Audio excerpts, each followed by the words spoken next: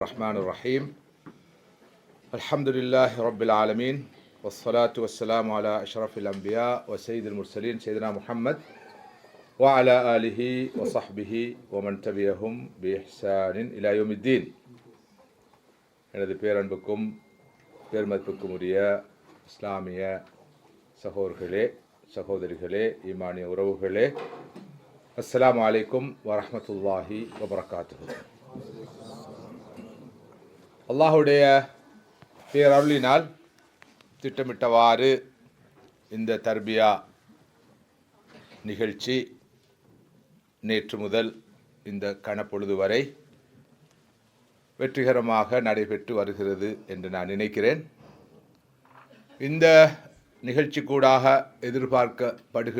எதிர்பார்க்கப்பட்ட இலக்குகளை அவனது அருளினால் அடையக்கூடிய சந்தர்ப்பம் நமக்கு கிடைக்க வேண்டும் என்று ஆரம்பமாக துவா செய்கின்றேன். நேற்றைய முதலாவது அமர்வின் போது இரண்டு முக்கியமான பார்வைகளை, மார்க்கத்தை அணுகின்ற போது நாம் கடைபிடிக்க வேண்டிய இரண்டு முக்கியமான வழிமுறைகளை நாம் தொட்டு காட்டியமை உங்களுக்கு நினைவில் இருக்கும் என்று எதிர்பார்க்கின்றேன். ஒன்று முதாரசா, அடுத்தது முஜாஹதா. மார்க்க அடிப்படையில் வாழ்வதற்கு, நமது இறுதி இலக்கான அல்லாஹ்வுடைய திருப்தியை அடைந்து கொள்வதற்கு, சூனத்தில் போய் சேர்வதற்கு வெறும் முதாரசா மாத்திரம் போதுமானதல்ல, முஜாஹதாவும் அவசியம் என்பதை ஓரளவு புரிந்து கொண்டோம். நமது மார்க்கத்துடைய கண்ணோட்டத்திலே அறிவு மூன்று வகைப்படும்.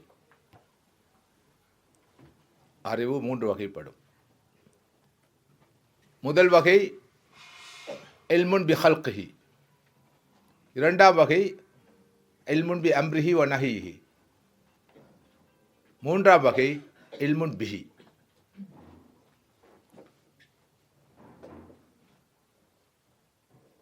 அல்லாஹ்வுடைய படைப்புகள் பற்றிய அறிவு முதல் வகை அறிவு, இல்மும் பி ஹல்கிஹி,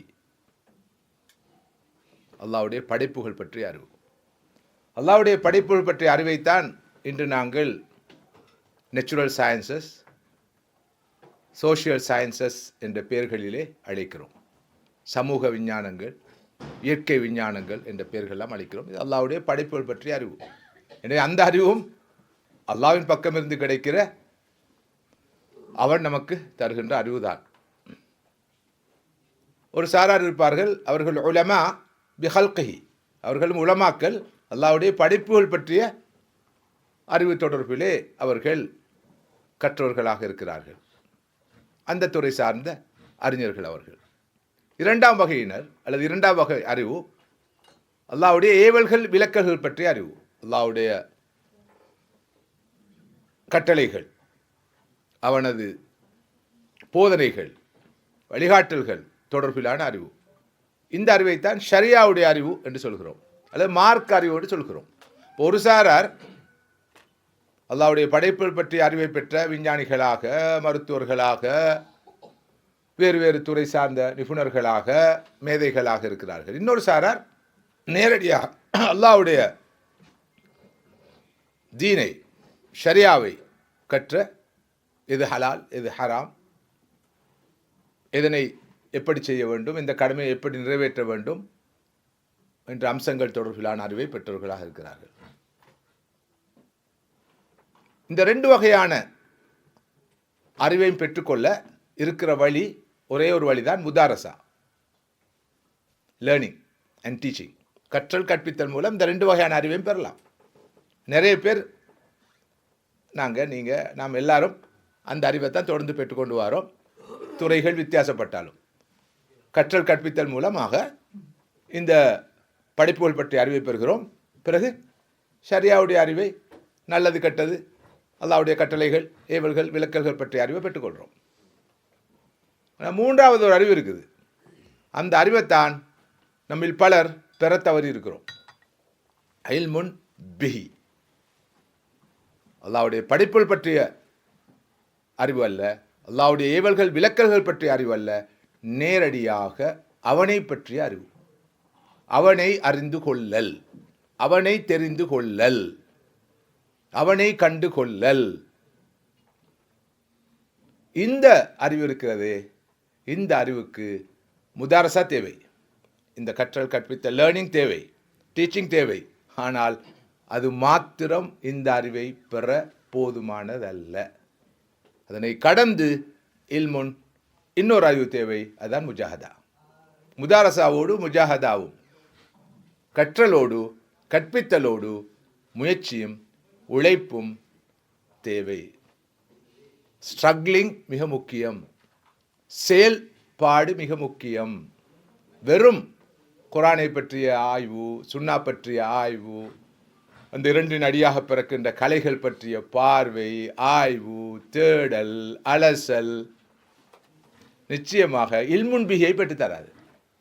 இதுதான் இன்று இருக்கிற மிகப்பெரிய கிரைசிஸ், குறிப்பாக நமது ஆன்மீக துறையில், ஷரியா துறையில். நிறைய அறிஞர்கள் இருக்கிறார்கள், அவர்கள் முதாரசா மூலமாக மட்டும்தான், கற்றல் கற்பித்தல் மூலமாக மாத்திரம்தான் ஷரியாவுடைய அறிவை கூட பெற்றிருக்கிறார்கள். எனவே அவர்களுடைய மூளைகள் தகவல்களால் நிரம்பி இருக்கின்றன. உள்ளங்களோ சூன்ய நிலையில் அல்லது சரியாக போஷிக்கப்படாத நிலையில் இருக்கின்றன. விதிவிலக்குகள் நியாயமாக இருந்த போதிலும் கூட நமது தவ்வா தர்பியாவிலும் இருக்கிற மிகப்பெரிய கோளாறு இதுதான். தவ்வா என்ற பெயரில், தர்பியா என்ற பெயரில் கூட முழுக்க முழுக்க இந்த லேர்னிங் டீச்சிங் மாத்திரம்தான் நடக்குது. நாங்களும் அதைத்தான் தொடர்ந்து செய்து வருகிறோம். முதாரசா பக்கம் கொடுக்கிற முக்கியத்துவம் முஜாஹதா பக்கம் கொடுக்கப்படுவது குறைவு. எனவே எப்போதும் அலசுவதும், ஆராய்வதும், வாக்குவாதம் செய்வதும், தர்க்க குதர்க்கங்கள் ஈடுபடுவதும், பார்வைகளை பகிர்ந்து கொள்வதும், அவற்றில் இருக்கிற உடன்பாடுகளை காண்பதும், முரண்பாடுகளை காண்பதும் மாகத்தான் போகுதே தவிர அல்டிமேட் கோல் என்ன? தஸ்கியத்துன் நஃப்ஸ். அதை அடைய வேண்டும் என்றால், அல்லாஹ்வை அடைய வேண்டும் என்றால், அவனை தெரிந்து கொள்ள வேண்டும் என்றால், அவனது மஹப்பா ரிதாவை பெற்றுக்கொள்ள வேண்டும் என்றால் முதாரசாவை விட பல மடங்கு முஜாஹதா தேவை. பிராக்டிக்கலாக வாழ வேண்டும். அந்த வகையில் நமது தர்பியா அமர்வுகளிலே, ஆன்மீக அமர்வுகளிலே, எல்லா வகையான தவ்வா சார்ந்த முயற்சிகளிலும் இந்த முதாரசா முஜாஹதாவும் இரண்டும் ஏக காலத்தில் ஒன்றித்து பயணிக்க வேண்டும். நான் ஒரு உதாரணத்துக்கு கூட இது விளக்கலாம்னு நினைக்கிறேன். எல்லோருக்கும் இந்த அனுபவம் இருக்கும். ஊர்களிலே, குக்கிராமங்களில் கூட சில மனிதர்கள் இருப்பார்கள். அவர்களை நாங்கள் பாமரர்கள் என்று சொல்வோம், லேமன். பாடசாலைக்கு போயிருக்க மாட்டார்கள், போனாலும் படித்திருக்க மாட்டார்கள், படித்தாலும் ஒழுங்காக படித்திருக்க மாட்டார்கள், ஒழுங்காக படித்தாலும் பரீட்சை எழுதியிருக்க மாட்டார்கள், பரீட்சை எழுதினாலும் பாஸ் பண்ணியிருக்க மாட்டார்கள். தம்பி எழுவாய், நீ பாடசாலையில் இருப்பதில் பயனில்லை, வீட்டில் இருப்பது தான் செய்யப்பட்டு போகிற அனுப்பப்பட்டவராக இருப்பார். அப்போ நம்மளை மாதிரி உங்களை மாதிரி பெரிய புத்திஜீவிகளாக இருக்க மாட்டார்கள், அவங்களாம் புத்துஜீவிகளாக இருப்பார்கள். அந்த மனிதர் கடந்த 30 வருஷங்களாக தஹஜ்ஜுதை விட்டிருக்க மாட்டார். சலாத்துல் ஃபஜ்ரை ஜமாத்தோடு தொழுது வருவார், மிஸ் பண்ண மாட்டார். குர்ஆனை திக்கி திக்கி ஓதுவார், தப்பு தப்பாக ஓதுவார். அவருக்கு இந்த பெரிய மஹ்ரஜுகள் பற்றியோ, இல்மு தஜ்வீத் பற்றியோ, இல்முல் க்ராத் பற்றியோ, சபோ கராத் பற்றியோ, அஷ்ரு கராத் பற்றி எதுவுமே தெரியவே தெரியாது. ஆனால் அவர் அதிகாலையில் எழுந்து, சில போது ஆரம்ப காலத்திலே கிராமப்புறங்களிலே மின்சாரம் இருக்கவில்லை, ஒரு சூடை பற்ற வைத்து கொண்டு பள்ளிவாசலுக்கு போய், பள்ளிவாசலில் இருக்கிற அந்த விளக்கை லந்தரை ஏற்றி கிணற்றுக்கு போய் தண்ணீர் எடுத்து உது செய்து, இரவு 3 மணிக்கு 4 மணிக்கு கண் விழித்து இந்த காரியங்கள்லாம் செய்து அவர் தொழுவார், கண்ணீர் வடிப்பார், அல்லாஹ்விடம் கையேந்துவார், இறைஞ்சுவார். இப்படிப்பட்ட ஆயிரம் லட்சோப மக்கள் வரலாறு நெடுகிலும் இருந்து வந்திருக்கிறார்கள், இப்போதும் இருக்கிறார்கள். ஆனால் இரவெல்லாம் குர்ஆனை பற்றி பேசிவிட்டு, ஆய்வு செய்துவிட்டு, பெரிய தத்துவ விசாரணையில் ஈடுபட்டு விட்டு அங்கே மகன் ஷேக் கொரட்டோடு தூங்கி கொண்டிருப்பார். இந்த வாப்பா இந்த பாமரன் தொழுகையெல்லாம் முடித்து அமலெல்லாம் முடித்து திக்ர் அவுராதெல்லாம் முடிச்சுட்டு வந்து மௌலானா மௌலவி தாமத் பரக்காத்தும் எழுப்புவார். சுப தொழுதுட்டு படு, மறுபடியும் ராவை கிளம்பி குரானை ஆய்வு செய்யுது. என்ன இதுக்கு பின்னால் இருக்கிற அந்த மர்மம் என்ன? அவ்வளவு ஆழமாக குரானை கற்கிற, படிக்கிற, ஆய்வு செய்கிற ஆளிடம் இல்லாத அந்த பக்குவம், அந்த முதிர்ச்சி, அந்த பேணுதல், அந்த அச்சம், அந்த பயம், அந்த ஈடுபாடு இவரிடம் எப்படி வந்தது? எஸ், இவருடைய இல்முன் பி அம்ரிஹி வ நஹிஹி ரொம்ப ரொம்ப குறைவு. 5% 10% கூட இருக்க. பாஸ் மார்க்ஸ் இல்லை அவருக்கு, அவர் ஃபெயில். ஆனாலும் அவர் எப்படி அல்லாஹ்வோட இப்படியான ஒரு உறவை வைத்துக் கொண்டிருக்கிறார். நீங்களே யோசிச்சு பார்த்தால் உங்களுக்கு பலர் நினைவுக்கு வரும். ஊரில் நிறைய பேர் இருக்கிறாங்க, கிராமமாக இருக்கிறாங்க, ஊராக இருக்கிறாங்க. இப்படியான மக்கள் நம்மை விட அல்லாஹ்வுக்கு மிக நெருக்கமான அடியார்களாக அவர்கள் இருப்பார்கள். என்ன காரணம்? அவர்களிடம் இல்முன் பி அம்ரிஹி வ நஹிஹி குறைவாக இருந்தாலும் அவர்கள் முஜாஹதா கூடாக இல்முன் பிஹியை பெற்றுக்கொண்டவர்கள். அவருடைய இந்த முஜாஹதா இருக்குது தானே, தொடர்ந்தேர்ச்சியான அல்லாஹ்வை அடைவதற்கான முயற்சி, அவனுடைய திருப்தியை பெறுவதற்கான முயற்சி, அமல், இபாதத், அவனுடைய தஅல்லுக், உறவு, தொடர்பு காரணமாக அல்லாஹ் அவருக்கு இந்த ஃபுர்கானை கொடுத்துடுறான். இன் தத்தகுல்லாஹ யஜ்அல் லக்கும் ஃபுர்கானா, நீங்கள் உண்மையிலேயே அல்லாஹ்வை அஞ்சு பயந்து நடந்து கொண்டால் அல்லாஹ் உங்களுக்கு ஃபுர்கானை தருவான். ஃபுர்கான் என்றால் அது இல்மிட ஆக டாப் தான் ஃபுர்கான். நாம் பெற்றிருக்கிற அறிவு பெரும்பாலும் தகவல்கள் தான், அது வெறும் இன்ஃபர்மேஷன்ஸ் தான். அது எப்போது நாலேஜாக மாறி அது விஸ்டமாக மாறுதோ அப்போதுதான் ஒருவர் ஃபுர்கானுடைய இடத்தை அடைவார். அவருக்கு பார்க்கும் போதே விளங்கும் எது சரி எது பிள்ளை. அவர்கிட்ட மீட்டரோடு கைக்கு வந்துடும். எஸ், ஜாமியா நலிமியாட நம்முடைய லோகோ இருக்கு தானே, மோட்டோவில் இருக்கிற வசனம் தான் நீங்கள் சொன்ன வசனம் டாக்டர். வத்தகுல்லா வயுஅல்லிமுக்குமுல்லா, நீங்கள் அல்லாஹ் அஞ்சு பயந்து நடந்து கொள்ளுங்கள், அப்போது அல்லாஹ் உங்களுக்கு அறிவை ஊட்டுவான் என்று அந்த வசனம் பற்றிய அந்த வசனத்தை எப்படி பார்ப்பது என்பது தொடர்பில் ஒரு சின்ன ஒரு டெக்னிக்கல் சர்ச் ஒன்று இருக்குது. அதுகளைத்தான் நாம் அதிகம் மாட்டிக்கொள்வோம். வத்தகுல்லா முடிகிறதாகவும் வயுஅல்லிமுக்குமுல்லா தனியாக வாரதாகும். எனவே அதுக்கு மிக பொருத்தமான வசனம் இன் தத்தகுல்லா யஜ்அல் லக்கும் ஃபுர்கானா என்ற ஒரு வாதம் இருக்குது. அதை நாங்கள் பிறகு பேசுவோம் தனியாக. ஓகே, ஆனால் அந்த வசனம் ரெலவெண்ட். எஸ், தக்குவாவும் எல்மும் ரெண்டும் ரெலவெண்ட். இப்போ தக்குவா இருக்கிற இடத்துல இல்ம் கிடைக்கும். அப்போ அறிவை இன்னொரு கண்ணோட்டத்தில் இந்த விஷயத்தை புரிந்து கொள்வதற்காக நான் சொல்கிறேன். ரெண்டாக பிரிப்போம். ஒன்று இல்முன் மவ்ஹூப், இன்னொன்று இல்முன் முக்தசப், அல்லது இல்முன் முக்தசப் அல்லது இல்முன் மவ்ஹூப். இல்முன் முக்தசப் என்றால் நீங்கள் கற்பித்தல் மூலம் பெற்றுக்கொள்ளும் அறிவு, அது இல்முன் முக்தசப். புத்தகத்தை வாசித்து ஆசிரியரிடம் படித்து கால் மடித்து இருந்து அறிவை பெற்றுக்கொள்வது, அது இல்முன் முக்தசப். சம்பாதிக்கப்பட்ட அறிவு, தேடப்பட்ட அறிவு, தேடி பெறப்பட்ட அறிவு, அது ஒரு அறிவு. இன்னொரு அறிவுக்கு இல்முன் மவ்ஹூப், அல்லாஹ்வின் பக்கம் இருந்து ஒரு கிடைக்கிற அறிவு, அல்லாஹ் கொடுக்கிற தெளிவு. அவன் தானே அறிவுடைய மூலம், ஊற்று, அவன் கொடுக்கும் தெளிவு, இல்முன் மவ்ஹூப். என்னை போன்ற ஆசிரியர்கள் இதனை நல்ல முறையில் அனுபவிக்கிறோம்.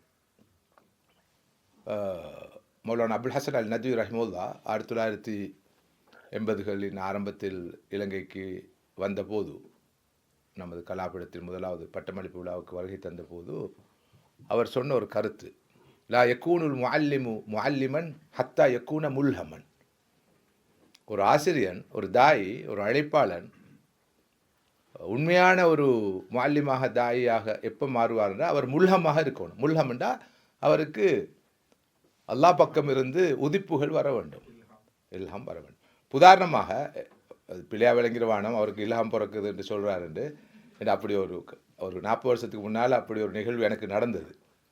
அதாவது நம் சமூகம் இப்படித்தானே, ஒன்றோ நபியாக்கும் இல்லாட்டி நாயாக்கும். ஆனால் யாரையும் நபியாக்கவும் கூடாது டோட்டலி. அதே நேரம் மனுஷனை நாயாக்கவும் கூடாது, இடையில விட்டுறணும். ஆனால் மனிதர்களுடைய இயல்பு என்னண்டா தூக்கினா தூக்குறது, பணியை போட்டால் மிதிக்கிறது. அப்போ ஒரு காலத்தில் ஒரு குறிப்பிட்ட அணிக்கு என்னோட ஒரு ஈடுபாடு, 40 வருஷத்துக்கு முந்தின செய்தி. இப்போ அவர்கள் ஒரு செய்தியை பரப்பியிருந்தாங்க, அங்கே ஜாமியாவில் ஒருவர் இருக்கிறாரு, அவருக்கு இல்லாமல் பிறக்கிறாண்டு. யாருடா? அப்போ நான் ஒரு முறை ஒரு ஊருக்கு போய்க்கிற நேரம் எனக்கு பெரிய வரவேற்பு. நான் கொஞ்சம் பிஞ்சில் பழுத்தால் தானே, அப்போ பெரிய வரவேற்பு. ஒருவர் வந்து கிட்ட வந்து, மஷா அல்லாஹ் அவங்கள கண்டதே பெரிய சந்தோஷம், எனக்கும் சந்தோஷம்தான். அப்படி என்ன பெரிய சந்தோஷம்? இல்லாமல் பிறக்கிற ஒரு மனுஷனை காண்றது எவ்வளோ பெரிய விஷயம். யாருக்கு இல்லாமல் பிறக்குது? நீங்கள் சொல்ல மாட்டீங்க, நீங்கள் ரொம்ப பணிவான பக்குவமான ஆள், ஆனால் உங்களுக்கு இல்லாமல் பிறக்குதுன்ட்டு பரவலாக நம்முடைய வட்டாரத்தில் பேசினோப்பா. தக்கவே அல்லாஹ்தாலா எல்லாருக்கும் நல்ல உதிப்போல கொடுப்பான், அதுக்கு விசேஷமான தன்மை எதுவும் தேவையில்லை. அல்லாஹ்தாலா நல்ல தெளிவுகளை நல்ல விளக்கங்களை கொடுப்பான். உதாரணமாக நான் இந்த வகுப்பை இந்த ஒழுங்கிலெல்லாம் ஆரம்பிக்க இருந்தேன். எக்ஸாக்ட்லி இந்த ஒழுங்கிலல்ல ஆரம்பிக்க இருந்தேன், ஆனால் அது அப்படி போகுது, அது இயல்பாக அப்படி போகுது. இது என்னுடைய அறிவோ ஆற்றலோ திறமையோ அல்ல, அல்லாஹ்தாலா அந்தந்த சந்தர்ப்பத்தில் தரக்கூடிய உதிப்பு. ஆனால் சட்டியில் இருந்தால் தான் ஹப்பைக்கு வருமே. அதாவது வெறுமையில் வரும்னு சொல்லி யாராவது இருந்தால் அது பெரும் வறுமையாக தான் இருக்கும். சட்டியில் இருக்கணும், பாக்கது செய் லாயத்தை ஆல்ரெடி இருக்கணும், அங்கே ஸ்டோர் பண்ணப்பட்டு இருக்கணும். அந்தந்த சந்தர்ப்பத்தில் வரக்கூடிய வரும். அல்லாஹ் நல்ல தெளிவுகளை தருவான், வித்தியாசமான பார்வைகளை தருவான், விளக்கங்களை தருவான். அதை மிக கவனமாக தோரா பேரான்னு கூட நிறைய பேருக்கு விளங்காது. இவ்வளவு லுக்மானுக்கு மட்டும் நல்லா பொக்கைக்கு படும். தோரா பேரா, அவர் சிங்கள மொழி புலமை பெற்றவர். மிக கவனமாகத்தான் ஷரியாவுடைய வரையறைகளுக்குள்ளே நின்று சமூகத்தோடு பகிர்ந்து கொள்ள வேண்டும். சரி, இப்படி நான் சொல்ல வர கருத்து என்னென்றால், வெறும் சம்பாதிக்கப்பட்ட கற்றல் கற்பித்தல் மூலம் பெறப்பட்ட அறிவு மாத்திரம் நமக்கு போதுமானதல்ல. இல்முன் மௌஹூப் என்ற அந்த அறிவை பெறணும். அந்த கிராமங்களில் இருக்கிற அந்த முதியவர்கள் பெற்றிருக்கும் அறிவு அந்த அறிவு தான். ஆனால் அது மட்டும் போதுமானதல்ல என்பதை நான் வலியுறுத்தி சொல்ல விரும்புகிறேன். அது பல போது வழிகேடுகளுக்கு வழிவகுக்கும். ஏண்டா அவருக்கு இந்த அறிவு இல்லையே, பேசிக் அறிவு இல்லை, முதாரசா மூலம் பெற வேண்டிய கற்றல் கற்பித்தல் மூலம் பெற வேண்டிய அறிவு இல்லை. எனவே சில போது அவர் பிழையான பாதைகளுக்கு செல்ல, வழிகட்டுக்கு செல்வதற்கான வாய்ப்பு இருக்குது. இந்த பேலன்ஸ் ரொம்ப முக்கியம். இல்முன் பி ஹல்கிஹி ஓரளவு தேவை, இல்முன் பி அம்ரிஹி வ நஹி அதை விட அதிகமாக தேவை. ஆனால் மிக முக்கியமாக தேவைப்படுவது இல்முன் பிஹி. பிஹி என்றால் நேரடியாக அல்லாஹ் பற்றி அறிவு.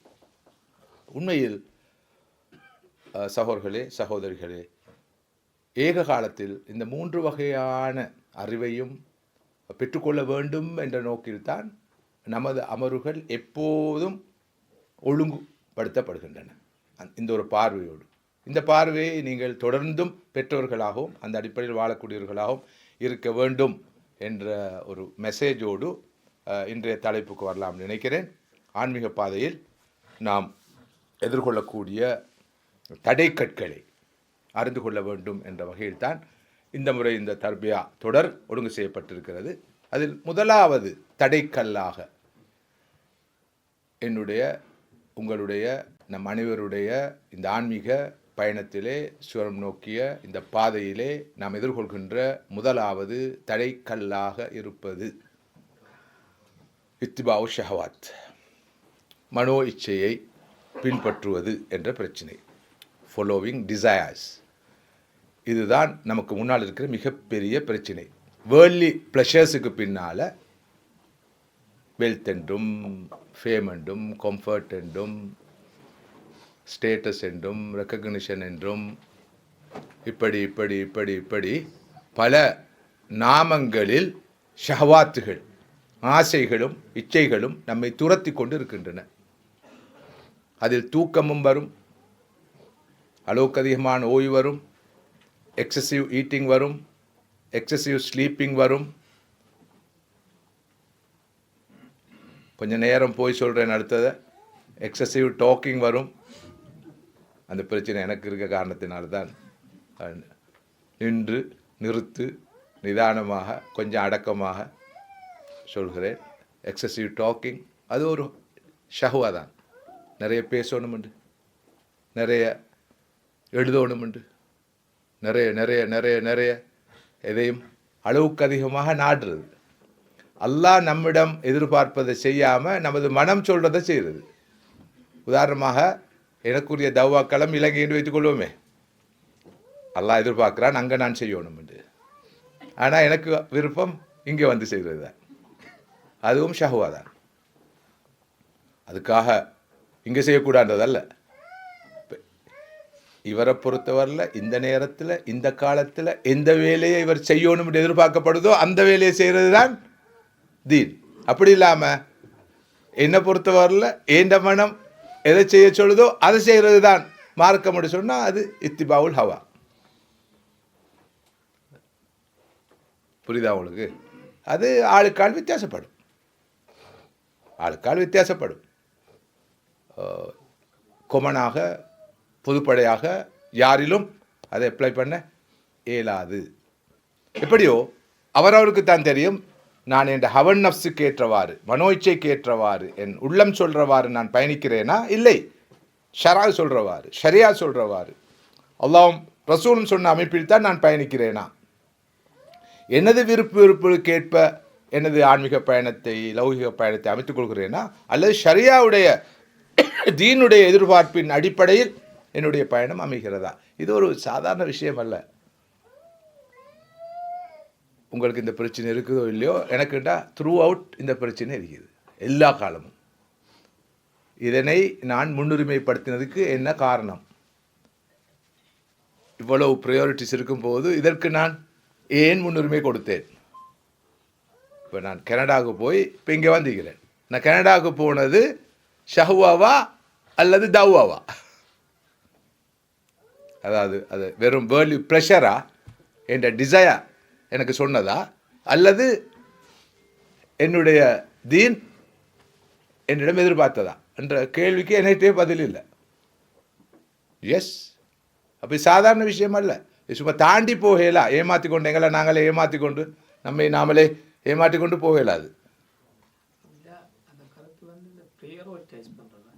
அதுவும் வரும். அதாவது இந்த நேரத்தில் என்னை பொறுத்தவரையில் எதை நான் முன்னுரிமைப்படுத்த வேண்டும், முதன்மைப்படுத்த வேண்டும், முக்கியத்துவப்படுத்தி செய்ய வேண்டும் என்பதை எனது விருப்புக்கு ஏற்ற வகையில் அல்ல, அல்லாஹ் ரசூலும் எதிர்பார்க்குற வகையில் அமையணும். அது கஷ்டமான வேலை உண்மையில. ஆனாலும் சத்திது அகாரிபு இந்த விஷயங்களை நாம் நினைவுபடுத்துகிற போது முயற்சி செய்யலாம். அப்படி போகிறதுக்கு முயற்சி செய்யலாம், அதுதான் நோக்கம். அப்படி இல்லாமல் ஒரு ஐடியலான இடத்துக்கு வரலாமான்னு சொல்ல முடியாது. அதுக்கான காரணம் அல்லாஹ் தாலா 3 வகையான படிப்பினங்களை படிச்சிருக்கிறான். முதல் வகை மலக்குகள், 2ஆம் வகை மிருகங்கள், 3வது வகை மனிதர்கள். மலக்குகளை பொறுத்தவரையில் அவர்களிடம் அறிவு இருக்கிறது, ஆசை இல்லை. அவர்களுக்கு வாழ்க்கையில் எந்த வகையான சவாலும் இல்லை, அறிவு மட்டும்தான். ஆசை என்பது கிடையாது. லா யாசூன் அல்லாஹ் மாமரும் யஃஅலூன மா யுமரூன். அவர்களுக்கு ஏவப்பட்டதை செய்வார்கள், அல்லாஹ்வுக்கு மாறு செய்யவே மாட்டார்கள். அது ஒரு இஷ்யூ ஒன்று அல்ல. ஏன்? அவருக்கு ஆசை இல்லையே, தெரியாது. அப்படி ஒன்று இருக்கிறது. மிருகங்களை பொறுத்தவரையில் ஆசை மாத்திரம்தான் உண்டு, அறிவில்லை. இப்போ ஆசைக்கு பின்னால் தான் போகும். மிருகங்களுடைய முழு வாழ்க்கையும் ஷஹவாத்துக்கு பின்னால் தான் போகும். அதுக்கு அந்த நேரம் என்ன தேவையோ அதை செய்யும். தீனி தேவைண்டா சாப்பிடும், தண்ணி தேவைண்டா குடிக்கும், மற்றொன்று தேவைண்டா அதை செய்யும். எந்த அளவுக்கு ஷஹவாத்துக்கு பின்னால் போகும்டா, ஒரு மாட்டை 5 நிமிஷத்தில் அறுக்க இருக்கிறாங்க, அங்கே கத்தியை தீட்டி கொண்டிருக்கிறான், இது புல்லு மேய்ஞ்சி கொண்டிருக்கும். அது அந்த நேரம் குறைச்சி கொள்ள மாட்டுச்சு. அதுக்கு டிப்ரெஷன் ஒன்று வாரம் இல்லை, ஒரே ஒன்று வாரம் இல்லை, என்சைட்டி வாரம் இல்லை, அப்செட் ஆவரில் பாருங்க, கத்தியை தீட்டுறான், கழுத்தில் வைக்க போகிறான், என்ன மண்ணாங்கட்டி புல்லு உண்டு. அதோட பாட்டில் அந்த நேரத்துலேயும் கேமை கொடுத்துட்டு தான் காலத்தை போய் கொடுக்கும். டேல் கார்னேஜின்னு ஒரு ஸ்காலர் இருந்தார். அவர் இந்த மைண்ட் சயின்ஸில் உண்மையிலே நல்லா தேர்ச்சி பெற்ற ஒரு ஆரம்ப கால அறிஞர். அவருடைய எழுத்துக்கள் எனக்கு நல்லா பிடிக்கும். 30 வருஷத்துக்கு முன்னால் அவர்கிட்ட ஒரு 2-3 புத்தகங்களோடு தான் stop worrying and start living. Stop worrying and start living நல்ல ஒரு புத்தகம். என்ன புத்தகம் எப்படியோ தெரியும், தலைப்புண்டா பக்கா தலைப்பு அப்படி. எஸ், அந்த புத்தகத்தில் அவர் கவலை இல்லாமல் வாழ்வதற்கு ஒரு வழி சொல்கிறாரு. நீ மாடு மாதிரி பாரு, மாடு அறுக்க கொண்டு போகிற நேரமும் புல்லை கடிச்சா வெளிச்சாகி கொண்டு தான் போகும். போகிற வழியிலே எடுத்துக்கொண்டு போகக்குள்ளே புல்லை சாப்பிட்டு தான் போகும். மனுஷன் அப்செட் ஆயிடுவான். அப்போ நான் அதுக்கு அந்த ஸ்லைடில் போட்டேன் மாட்டு வைத்தியம் என்று. இது மோட்டுத்தனமான கருத்து. மனுஷனுக்கு மாடுவாதிக்க தேவகாராஜி பெரிய ஒரு மனுஷன், நல்ல விஷயங்கள்லாம் சொல்லிக்கிறார். என்ற அவர் ஸ்பிரிச்சுவாலிட்டிக்கு கூட முக்கியத்துவம் கொடுத்தவர். அதுதான் அவருடைய ஸ்பெஷாலிட்டி. ஆன்மீகம்தான், இறை நம்பிக்கை தான் மனிதர்கள் நிம்மதியாக வாழ, கலக்கம் இல்லாமல், நடுக்கம் இல்லாமல், பிரச்சனை வாழ வழி என்பதை அழகாக நிரூபிக்கிறார். என்ற ஒரு ப்ராக்டிசிங் கிறிஸ்டியனாக இருந்தவர். ஆனாலும் அவருடைய அந்த மாட்டு வைத்தியம் மோட்டுத்தனமானது என்பதை தாழ்மையோடு சொல்லிக்கொள்ள விரும்புகிறேன். இந்த மனுஷனுக்கு இயலாது, ஆனால் கொஞ்சம் மாட்டிலேருந்து பாடம் படிக்கலாம். இன்றைக்கு அப்படியான நிலை தானே வந்திருக்கு. இப்போ அதாவது மிருகங்கள்கிட்ட இருந்து நாங்கள் பாடம் படிக்கணும். அப்படித்தானே சின்னத்திலேருந்து அப்படித்தானே படிப்பிக்கிறான். காக்கா கூட்டத்தை பாருங்கன்றான், கோழி குஞ்சை பாருங்கன்றான், ஆட்டையும் மாட்டையும் பாருங்கன்றான், அதை பாருங்கள் இதை பாருங்கன்னு மிருகங்களை காட்டி காட்டித்தான் இப்போ மனுஷனை கைட் பண்ண வேண்டிய நிலைமை ஒன்றிருக்கு. எனிவே, நான் சொல்ல வந்த விஷயம் என்ன, மிருகங்களுக்கு ஆசை இருக்கிறது, அறிவு இல்லை. மலக்குகளுக்கு அறிவு இருக்கிறது, ஆசை இல்லை. மனிதன்ற நிலைமை தான் மோசம். ஒரு பக்கம் ஆசை, மறுபக்கம் அறிவு, ஒரு பக்கம் அறிவு, இன்னொரு பக்கம் ஆசை. இந்த அறிவுக்கும் ஆசைக்கும் இடையிலான போராட்டம் தான் மனித வாழ்க்கை.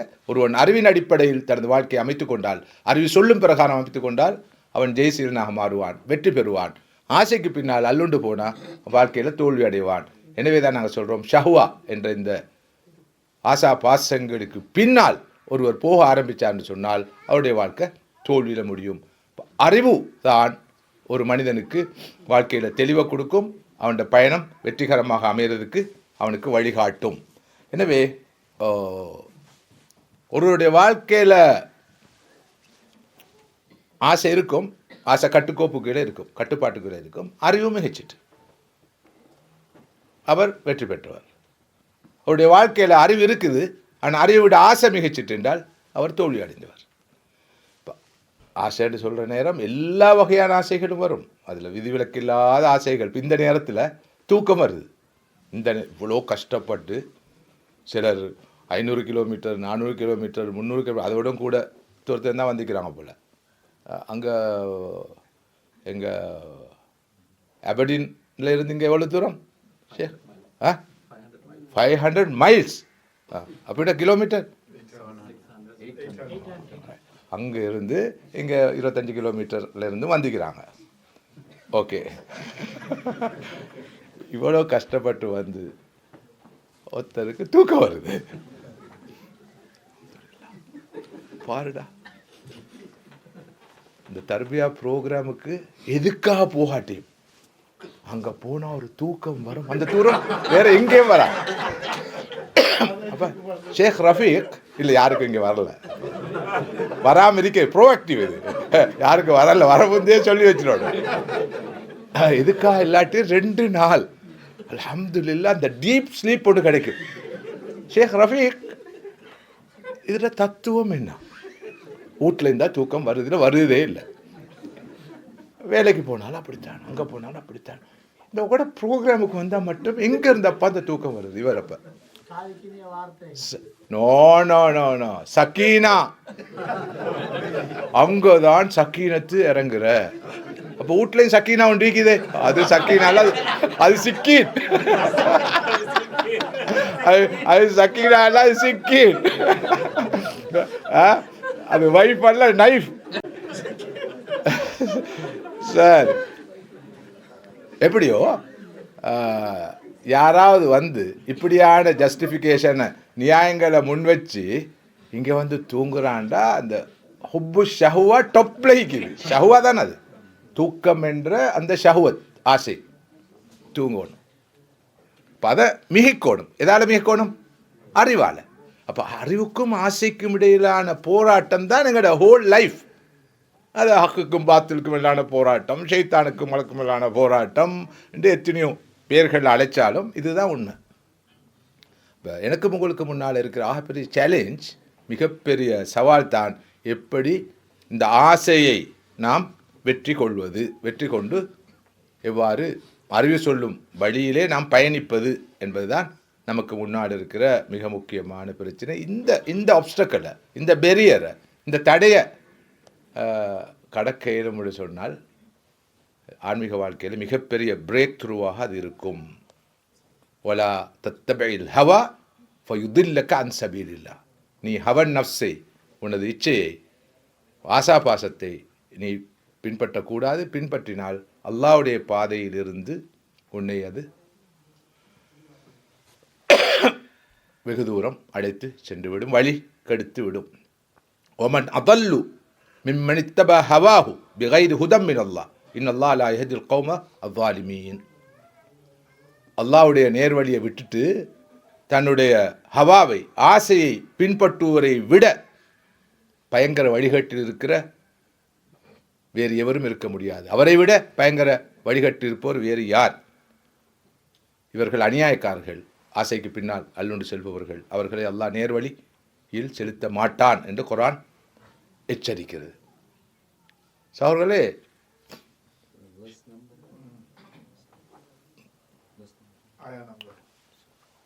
நீங்களா கேட்கறது? அது அவங்களும் கேட்கணும்.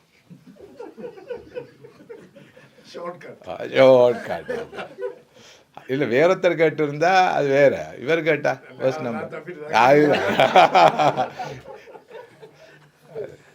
நான் தான் அவர்கிட்ட கேட்கணும், எந்த சூறான்னு பார்த்து சொல்லுங்கன்னு சொல்லி.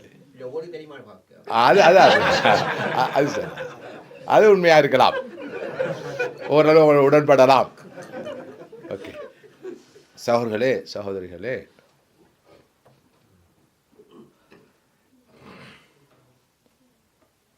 ஷிர்க்கை பற்றி நாங்கள் நிறைய அலட்டிக் கொள்கிறோம். ஷிர்க், அது ஷிர்க், இது ஷிர்க், இது அல்லாஹ்வுக்கு இணை வைக்கிறது என்று கொஞ்சம் விசிபிளான, எக்ஸ்டர்னலான, வெளிவாரியான, கண்ணுக்கு புலப்படக்கூடிய ஷிர்க்களை பற்றி நாம் அதிகமாக பேசுவோம்.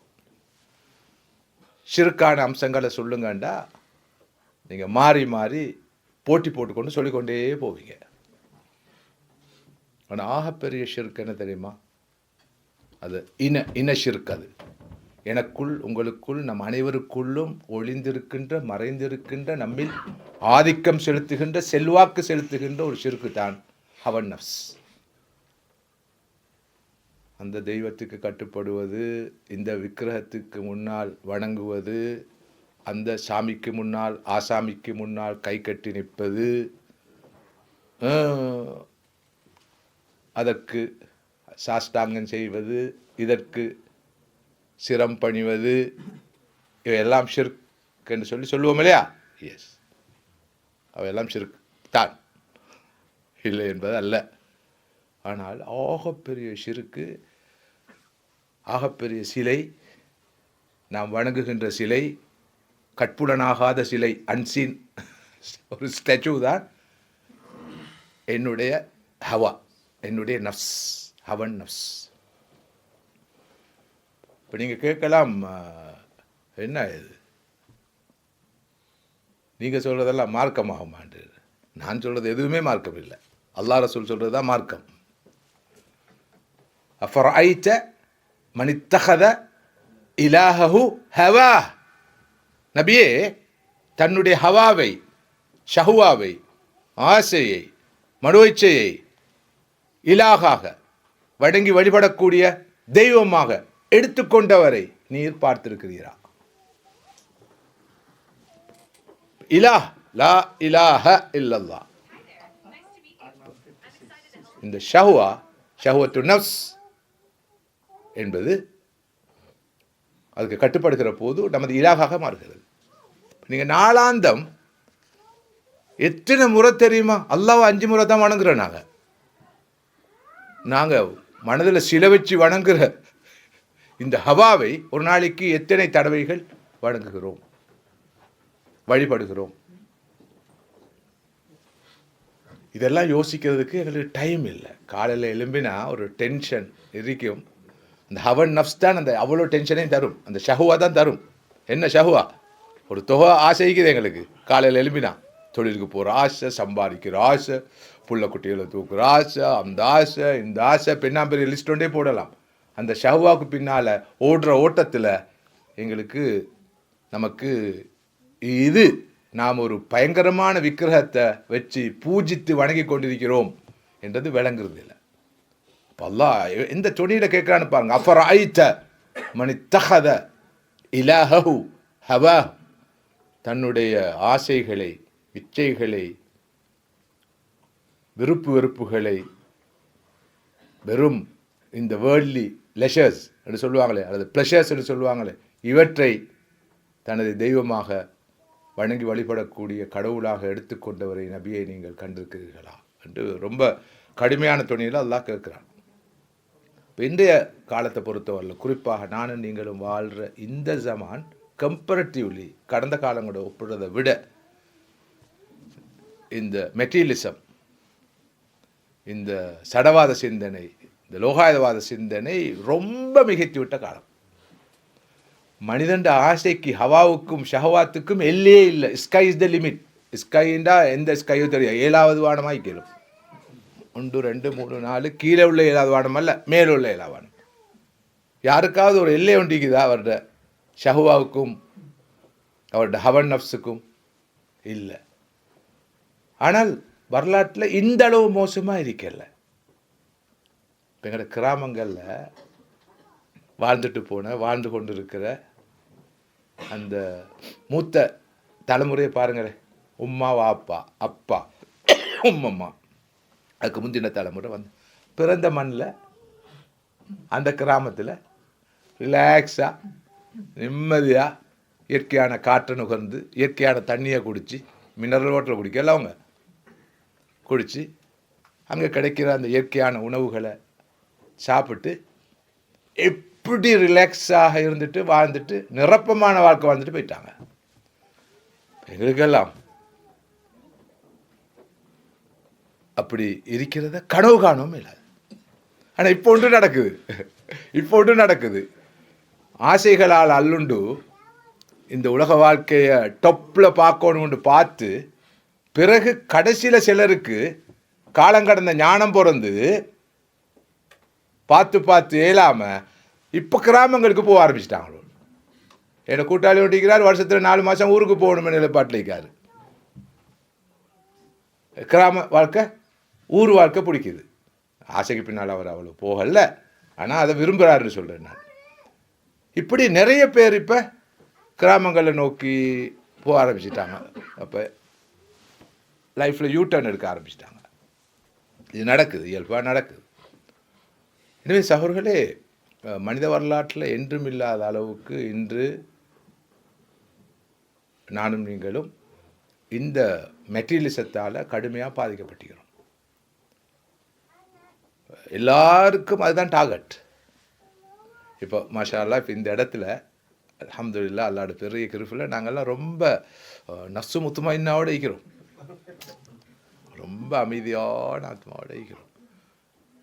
ஏன்னா நாங்கள் நேற்றைய பற்றி இப்போ யோசிக்கவும் இல்லை, நாளையை பற்றி யோசிக்கவும் இல்லை. நாளை மறுநாள் இப்போ யோசிச்சிங்க பறக்கும்.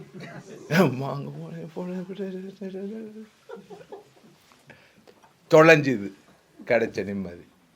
நிறைய பேர் என்கிட்ட சொல்லுவாங்க, நீங்கள் 2 மணி நேரம் நின்றுட்டு போகல சார். 2 மணி நேரம் நின்று போக ஒன்றுமில்லை தெரியாதா, ரிலாக்ஸேனா, எல்லாத்தையும் மறந்து இருக்கேலுமே. போன பிறகு தான் பிரச்சனை. ஐயோ, பழைய குருடி கதத்தோடையும் திரும்ப போகணும் இல்லையா அந்த துணியாக்கேன். அப்போ மனிதர்கள் உண்மையிலே நல்லவர்கள். உள்ள பிரச்சனை அவர்களுக்கு நாங்கள் அந்த சூழலை அமைச்சு கொடுக்கல. அந்த அவ்வளவு குற்றத்தையும் சேகுமார்கள், தாயிகள், அறிஞர்கள் தான் சுமக்கணும். அவங்களே அவன் நப்சுக்கு பின்னால் போனா இது உப்பு கட்ட நிலை. யா யுல் உலமா யா மில்ஹல் பலத் ஃபமா யுஸ்லிஹுல் மில்ஹ இதல் மில்ஹு ஃபசத். அறிஞர்களே, உலமாக்களே, ஒரு ஊரின் உப்பே உப்பு சால்ட், உணவு பண்டங்கள் கெடாமல் இருப்பதற்கு உப்பை பயன்படுத்துவார்கள். உப்பை கெட்டுவிட்டால் உப்பை அந்த கெடாமல் பாதுகாக்கிறதுக்கு ஏதாவது இருக்குதா டாக்டர்? பொருள் எனக்கு தெரியாது. அது உப்பு கட்ட நிலை தான் இன்றைய நிலைமை. ஸோ அந்த வகையில் இந்த மனிதர்கள் உண்மையிலே நல்லவர்கள். அவர்களுக்கு ஆசை இருக்குது. இப்போ நீங்கள் எல்லாரும் எவ்வளோ சேலஞ்சஸுக்கு மத்தியில், சவால்களுக்கு மத்தியில், வேலைகளுக்கு மத்தியில் விடுபட்டு மெனக்கட்டு வந்திருக்கிறீங்கன்னு சொன்னால் நீங்கள் எல்லாம் பொட்டென்ஷியலான நல்ல மக்கள். நம்மை போன்றவர்கள் கடமையெல்லாம் செய்கிறோம், இது நமது துறை, நாம் செய்யணும். நீங்கள் அப்படி அல்ல. எனவே மாஷா அல்லாஹ் நிறைய ஹைர் இருக்குது இந்த உம்மத்தில். ஆனால் இந்த பொட்டென்ஷியலான ஹைரை பயன்படுத்துறதுக்கு, அதை வெளிக்கொண்டு வரதுக்கான எக்ஸ்ப்ளோர் பண்ணி அதை வெளிக்கொண்டு வரதுக்கான முயற்சிகள் ரொம்ப குறைவாக இருக்கிறது தான் கவலைக்குரிய நிலைமை. சரி, திரும்பவும் நாங்கள் விஷயத்துக்கு வருவோம். எனக்கும் உங்களுக்கு முன்னால் இருக்கிறேங்க இந்த பயணத்தை தொடர்றதுக்கு, ஆரம்பிக்கிறதுக்கு, தொடர்றதுக்கு அல்ல, ஆரம்பிக்கிறதுக்கு இருக்கிற மிகப்பெரிய தடை இந்த ஷஹவாத்துகள். 14 சொல்கிறோம். உதாரணமாக சாதாரணமாக அடிக்கடி சொல்லுவேன் நான். உண்மையிலே கொஞ்சம் தவ்வால் இறங்கணும், தர்பியால் இறங்கணும், குறைஞ்சது ஆன்மீக வாழ்க்கையை ஆரம்பிக்கணும். ஆன்மீக வாழ்க்கையை ஆரம்பிக்கணும். இனி போதும் என்று எல்லாரும் அடிக்கடி யோசிக்கிறோம் இல்லையா? ஆனாலும் இல்லை, இந்த வேலை முடியட்டுமே, அந்த வேலை முடியட்டுமே, வீட்டு விஷயத்தை செட்டில் பண்ணணும், புள்ளோட விஷயத்தை செட்டில் பண்ணணும், தொழில் விஷயம் செட்டில் பண்ணணும், அங்கே சகோதரோட விஷயத்தை செட்டில் பண்ணணும், சகோதர விஷயத்தை செட்டில் பண்ணணும். இதெல்லாம் என்ன? இந்த ஹுப்பு ஷஹவாத் தான். அதனால் கடைசி வரைக்கும் இவருடைய ஆன்மீக வாழ்க்கையை இவரால் தொடங்க முடியாமல் போகுது, தொடர முடியாமல் போகுது. எனவே இதில் இருந்து விடுபடணும். ஃபஹலஃப மின் பஅதிஹிம் ஹல்ஃபுன் அதாஉஸ் ஸலா வத்தபவு ஷஹவாத் ஃபஸௌஃப யல்கௌன கய்யா. ஃபஹலஃப மின் பஅதிஹிம் ஹல்ஃபுன், மற்றும் ஒரு புதிய பரம்பரை வந்தது, ஒரு புதிய ஜெனரேஷன் வந்தது. அவர்கள் முதலாவது செஞ்ச வேலை என்ன தெரியுமா? இது உண்மையிலே குர்ஆன் கொஞ்சம் டீப்பாக சொல்கிற ஒரு விஷயமாக நான் ஓரளவு பார்க்குறேன். பின்னால் ஒரு பரம்பரையினர் வந்தார்கள். அவர்கள் முதலாவது தொழுகையை நாசமாக்கினார்கள், தொழுகையை பாழ்படுத்தினார்கள், வீணாக்கினார்கள், ஷஹவாத்துகளை பின்பற்ற ஆரம்பித்தார்கள். எங்களோட ஆன்மீக வாழ்க்கையில் மோசத்துடைய ஆரம்பம் தொழுகையை புறக்கணிக்கிறது, அல்லது தொழுகை விஷயத்தில் பொடுபோக்காக்கிறது. அடுத்ததாக எல்லா ஷஹவாத்தும் வரும். ஹப்புல் மால், ஹப்புல் ஜா, ஹப்பு ஷுஹ்ரா, ஹப்பு அல்துஹூர்,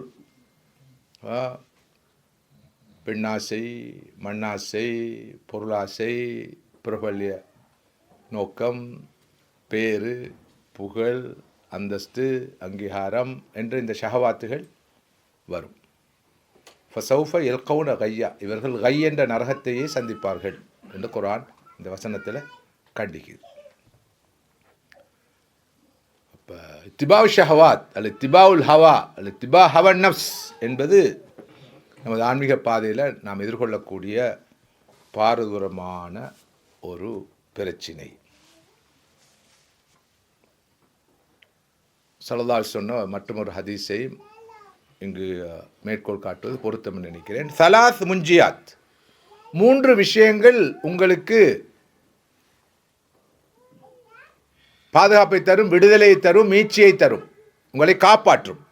உங்களை காப்பாற்றும் 3 விஷயங்கள். ஒன்று ஹஷியத்துல்லாஹ் ஃபிஸ்ஸிர்ரி வல் அலானியா, வெளிரங்கத்திலும் உள்ரங்கத்திலும் அல்லாஹ்வை பயந்து நடந்து கொள்வது. இரண்டாவது அல் கஸ்து ஃபில் ஃபக்ரி வல் கினா, நீங்கள் வறுமையில் இருக்கின்ற போதும் செல்வ நிலையில் இருக்கின்ற போதும் மொடரேட்டாக நடந்து கொள்வது, வறுமை வந்தாலும் நிதானமாக நடந்து கொள்வது, வசதி வாய்ப்பு வந்தாலும் நிதானமாக நடந்து கொள்வது. மூன்றாவது கலிமத்துல் ஹக் ஃபில் கதபி வர்றதா, கோபத்தின் போதும் நிதானமாக இருக்கின்ற போதும் உண்மையை மட்டும், சத்தியத்தை மட்டும் பேசுவது. உதாரணமாக அவர் நிதானமாக இருந்தால் ஒழுங்காக பேசுவார், சரியாக பேசுவார். ஜெத்துபானா சத்தியம் அசத்தியம் ஹக்கு பாத்தில் எல்லாம் வாயில் வரும். கிளம்பினார்ண்டா மறுவா மடையடித்து பிடிச்சிடுவார். அப்படி இல்லை, ஒரு மனிதனை பாதுகாக்கக்கூடிய, காப்பாற்றக்கூடிய முஞ்சியாத், மார்க்கத்தில் ஆன்மீகத்துறையிலே இருக்குது 2 முஞ்சியாத், முஹலிகாத்.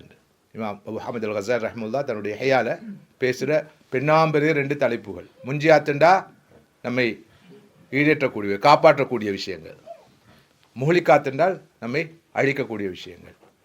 நமது ஆத்மாவை போஷித்து வளர்த்து நம்மை மேம்படுத்தக்கூடியவை முன்ஜியாத்.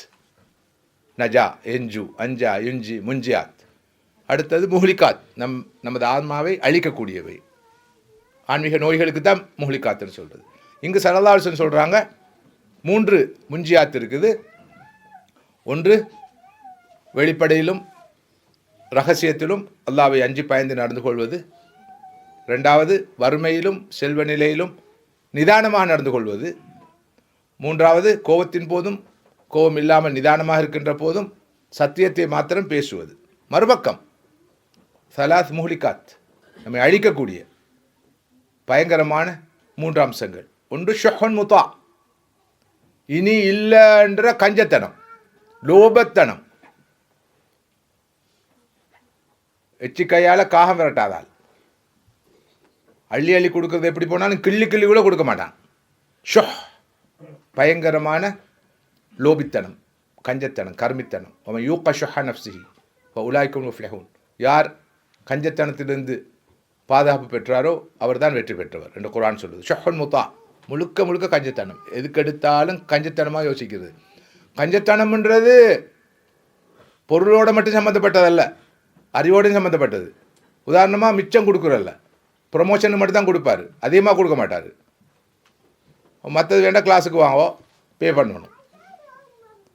தான் பெற்ற அறிவை கூட மனம் விட்டு தாராளமாக பரக்கத்தாக கொடுக்கறதுல ஒருவர் ஏதோ ஒரு வகையில் பின்னடைவை காட்டுறார் என்று சொன்னால் அதுவும் கஞ்சத்தனம் தான். என்றால் பொருட்செல்வம் மட்டுமல்ல செல்வம், அறிவு செல்வம் செல்வம் தான்.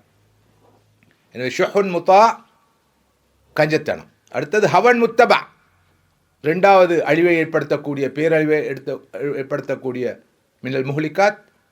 ஒருவர் ஹவன் நஃப்ஸ், அவருடைய மனசு என்ன சொல்லுதோ அதுபடி நடக்கிறாள். ஆசாபாசங்களுக்கு பின்னால் போகிறாள். ஹவா என்ன சொல்லுதோ அதுதான் செய்வார். அல்லாஹ் என்ன சொல்கிறான், ரசூல் என்ன சொல்கிறான்னு சொல்லாமல் ஹவன் நஃப்ஸ், மனசு என்ன சொல்லுதோ அதை செய்கிறது. உதாரணமாக கொஞ்சம் அத்துமீறி ஒரு உதாரணம் சொல்கிறேன். சிலபோது முதலாவது நான், 2வது உங்கள் சிலர் இந்த இடத்துக்கு கூட ஹவன் நஃப்ஸ் காரணமாக வந்திக்கலாம். எஸ், ஹவன் நஃப்ஸ்ன்றது பொல்லாத சாமான். அது ஒரு துர்ப்பாக்கி மாநிலம். அப்படி இருந்தால் ஹவன் நஃப்ஸ் காரணமாக இருக்கலாம். நான் ஒரு குர்ஆன் விளக்கத்தை செய்யலாம், மார்க்க உபன்யாசம் செய்யலாம், மார்க்க விருது செய்யலாம்,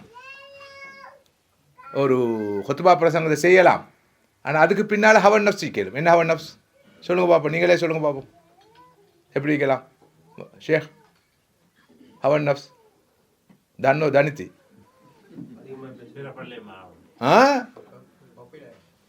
அவர் பேச்சாளர், அவர் ஒரு பீரங்கி, அவர் ஒரு அறிஞன், அவர் ஒரு சிந்தனையாளர், அவர் இன்னும் வாழ்கிறார், அவர் கருத்து வாழுது, சிந்தனை வாழுது, அவருக்கு ஒரு சமூகத்தில் ஒரு ரெக்கக்னிஷன், ஒரு அங்கீகாரம். அப்போ செய்கிற பணி இறை பணி, ஆனால் அதுக்கு பின்னால் இருப்பது ஹவன் நஃப்ஸ். இப்போ உங்களில் பலருக்கு நான் சொன்ன இந்த உதாரணம் பொருந்தாது, புரியாது, என்னத்தை சொல்கிறாரு வேறு. ஆனால் அதை அனுபவிக்கிறவங்களுக்கு தெரியும் அது எவ்வளோ ஆபத்தானதுன்னு சொல்லி. இந்த செலிப்ரிட்டிமாருக்கு அவங்களோட நிலைமை படுபயங்கரம். அதனால் ஹசன் பன்னா ரஹ்மத்துல்லாஹி ஒரு சந்தர்ப்பத்தில் ரொம்ப உருக்கமாக கவலையோடு சொன்னார், அல்லாஹ்வே, என்னை போன்றவர்கள் அளவுக்கு அதிகமாக பிரபல்யத்தை பெற்றுவிட்டோமே என்று. எங்கே போனாலும் வரவேற்பு இல்லையா, எங்கே போனாலும் ஹெட் டேபிள் இல்லையா, எங்கே போனாலும் பூ போச்சு இல்லையா. மைக் ஈக்கிறதே எனக்கிட்டு தான் நான் நினைக்கிறேன். மைக்கை கண்டா அது கூப்பிடுது, வேறு யாருக்கும் இல்லை மைக், எனக்கு தான், டேபிளும் எனக்கு தான், சேரும் எனக்கு தான் என்றால் அது எஸ்ஏமெஸ்ஏ ஒரு ஆன்மீக நோய் அல்ல. அப்படிப்பட்ட இப்படிப்பட்ட சாதாரண சர்வசாதாரண ஒரு ஆன்மீக பிரச்சனை அல்ல. எனவே பெரியாக்களுக்கு தான், பெரியாக்கள் என்று சொல்லப்படுற நம்பப்படுற பார்க்கப்படுற ஆக்களுக்கு தான் மிகப்பெரிய பிரச்சனை. எனவே இந்த பெரியாக்கள் என்று சொல்லப்படுவர்களை பார்த்து யாரும் பொறாமப்படுவானும், கவலைப்படுங்க, பாவம் இந்த ஜென்மம் பாவம் அழிவை நோக்கி போய் கொண்டிருக்குது. அல்ஹம்துலில்லாஹ், நாம சேஃபாக இருக்கிறோம் என்று சந்தோஷப்படலாம்.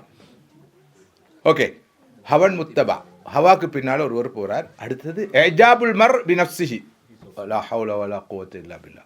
இது பயங்கரமான அடுத்த நோய். எஜாபுல் மர் பி நஃப்ஸிஹி, தற்பெருமை.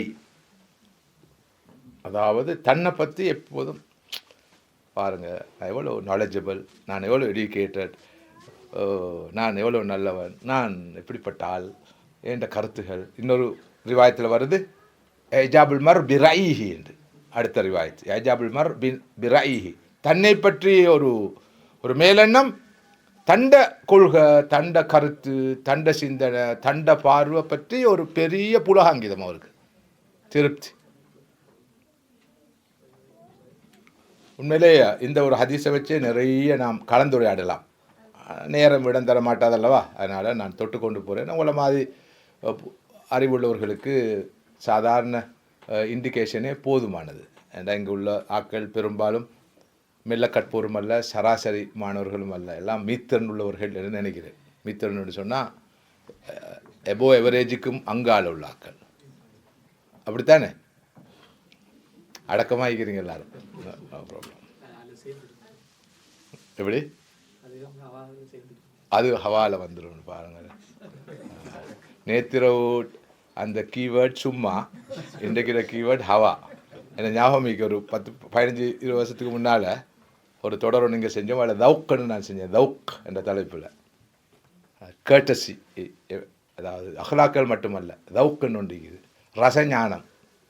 எந்த ஒரு விஷயத்திலையும் அந்த இப்படி சொல்கிறது இங்கீதம் பேணல், பேசுகிற நேரம், நடக்கிற நேரம், இங்கீதம் பேணல். அப்போ அதை ஒரு வகுப்பாக செஞ்சோம். அன்றைக்கு முழு நாள் தவுக் தான் ஓடிச்சு. தவுக்கோட நடந்துக்கோங்க சீதை, எல்லாம் பெரிய ஸ்காலர் ஆகிட்டாங்க அன்றைக்கு முழு நாள். அடுத்த நாள் தவுக்க காணல.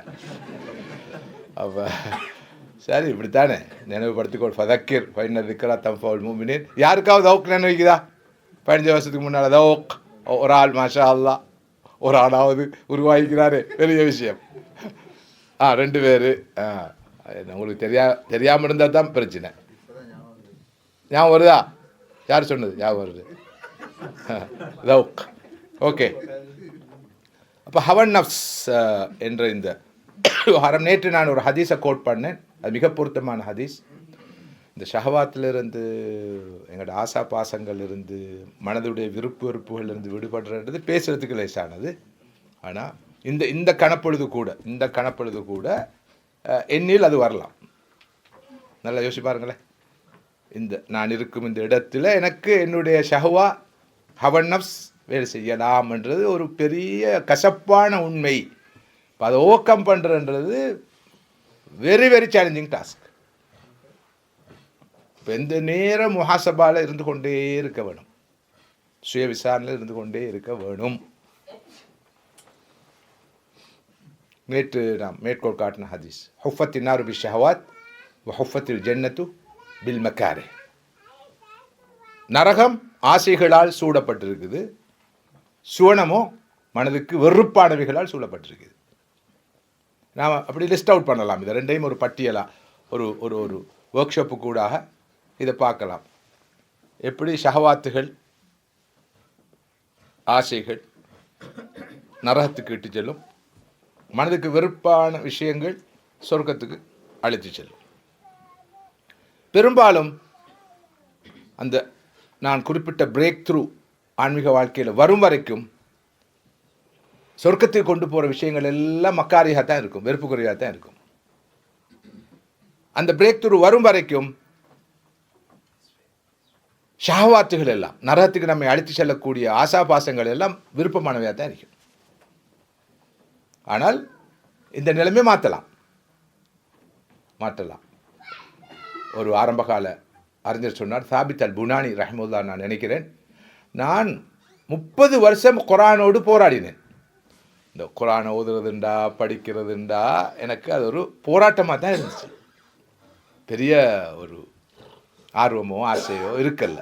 30 வருஷம் குரானோட எங்களோட ஊர் பாசன்னு சொன்னால் நான் மெனக்கட்டேன், மண்டை மாறினேன், என்ன செய்ய.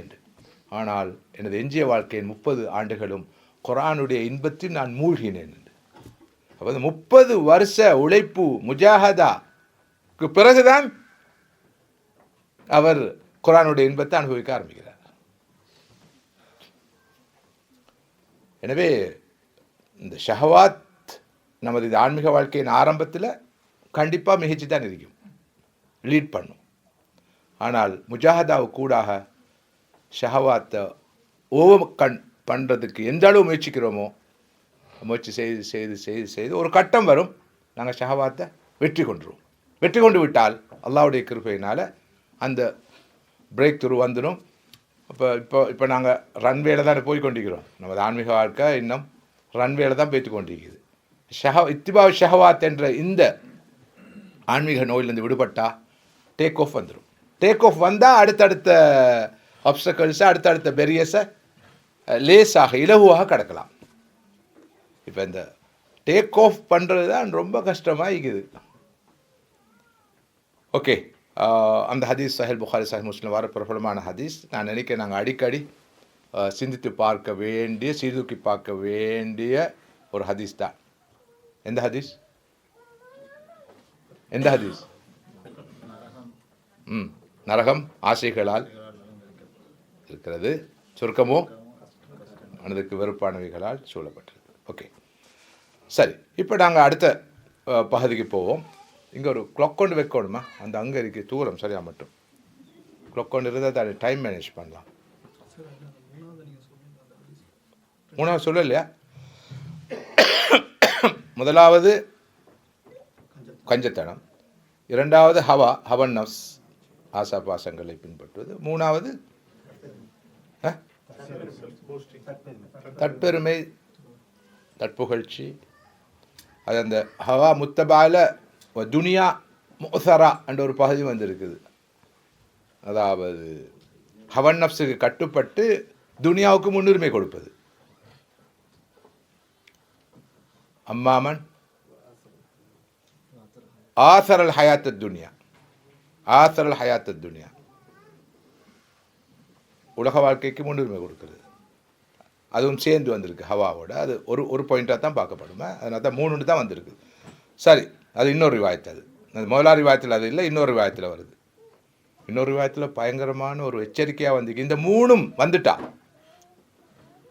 அதாவது கடுமையான கஞ்சத்தனமும் ஹவாக்கு கட்டுப்பட்ட நிலை, உலக வாழ்க்கைக்கு முக்கியத்துவம் கொடுக்குற நிலை, ஒவ்வொருவரும் அவரோட கருத்தே சரியானது, அவரோட போக்கே சரியானது என்ற அந்த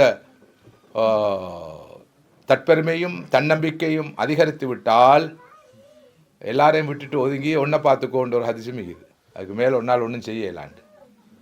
ஃபாலிக்க பிஹாசத்தி நஃப்சிக் ஒதாயில் ஆவாமண்டு. ஓகே, இந்த ஹவன் நஃப்ஸ், எஸ் ப்ளீஸ்.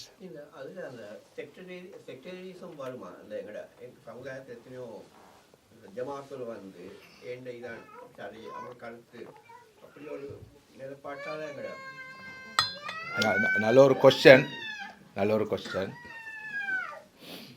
இந்த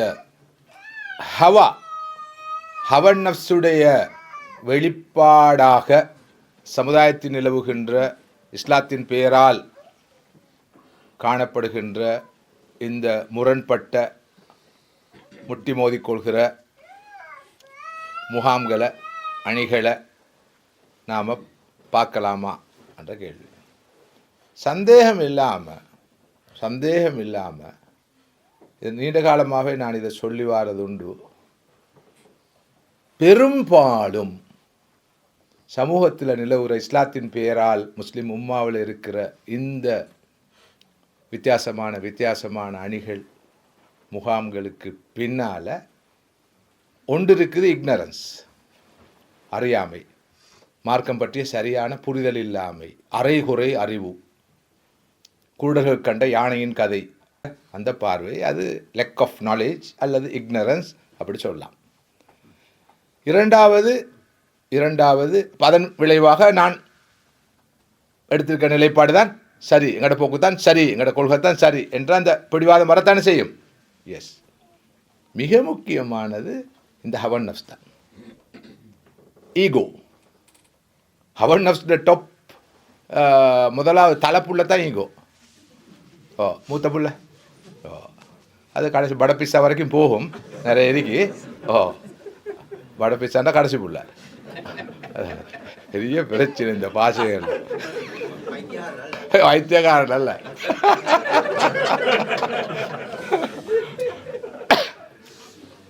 உண்மையிலே இந்த ஈகோ, ஆணவம், அகங்காரம், செருக்கு, மமதை என்ற கருத்து தான் சரி. அதான் அஜாபு அல் அஜாப் பின் நஃப்ஸ் அல் அஜாப் பிர் ரஇ, அந்த பிடிவாதம், தஅஸ்ஸுப்.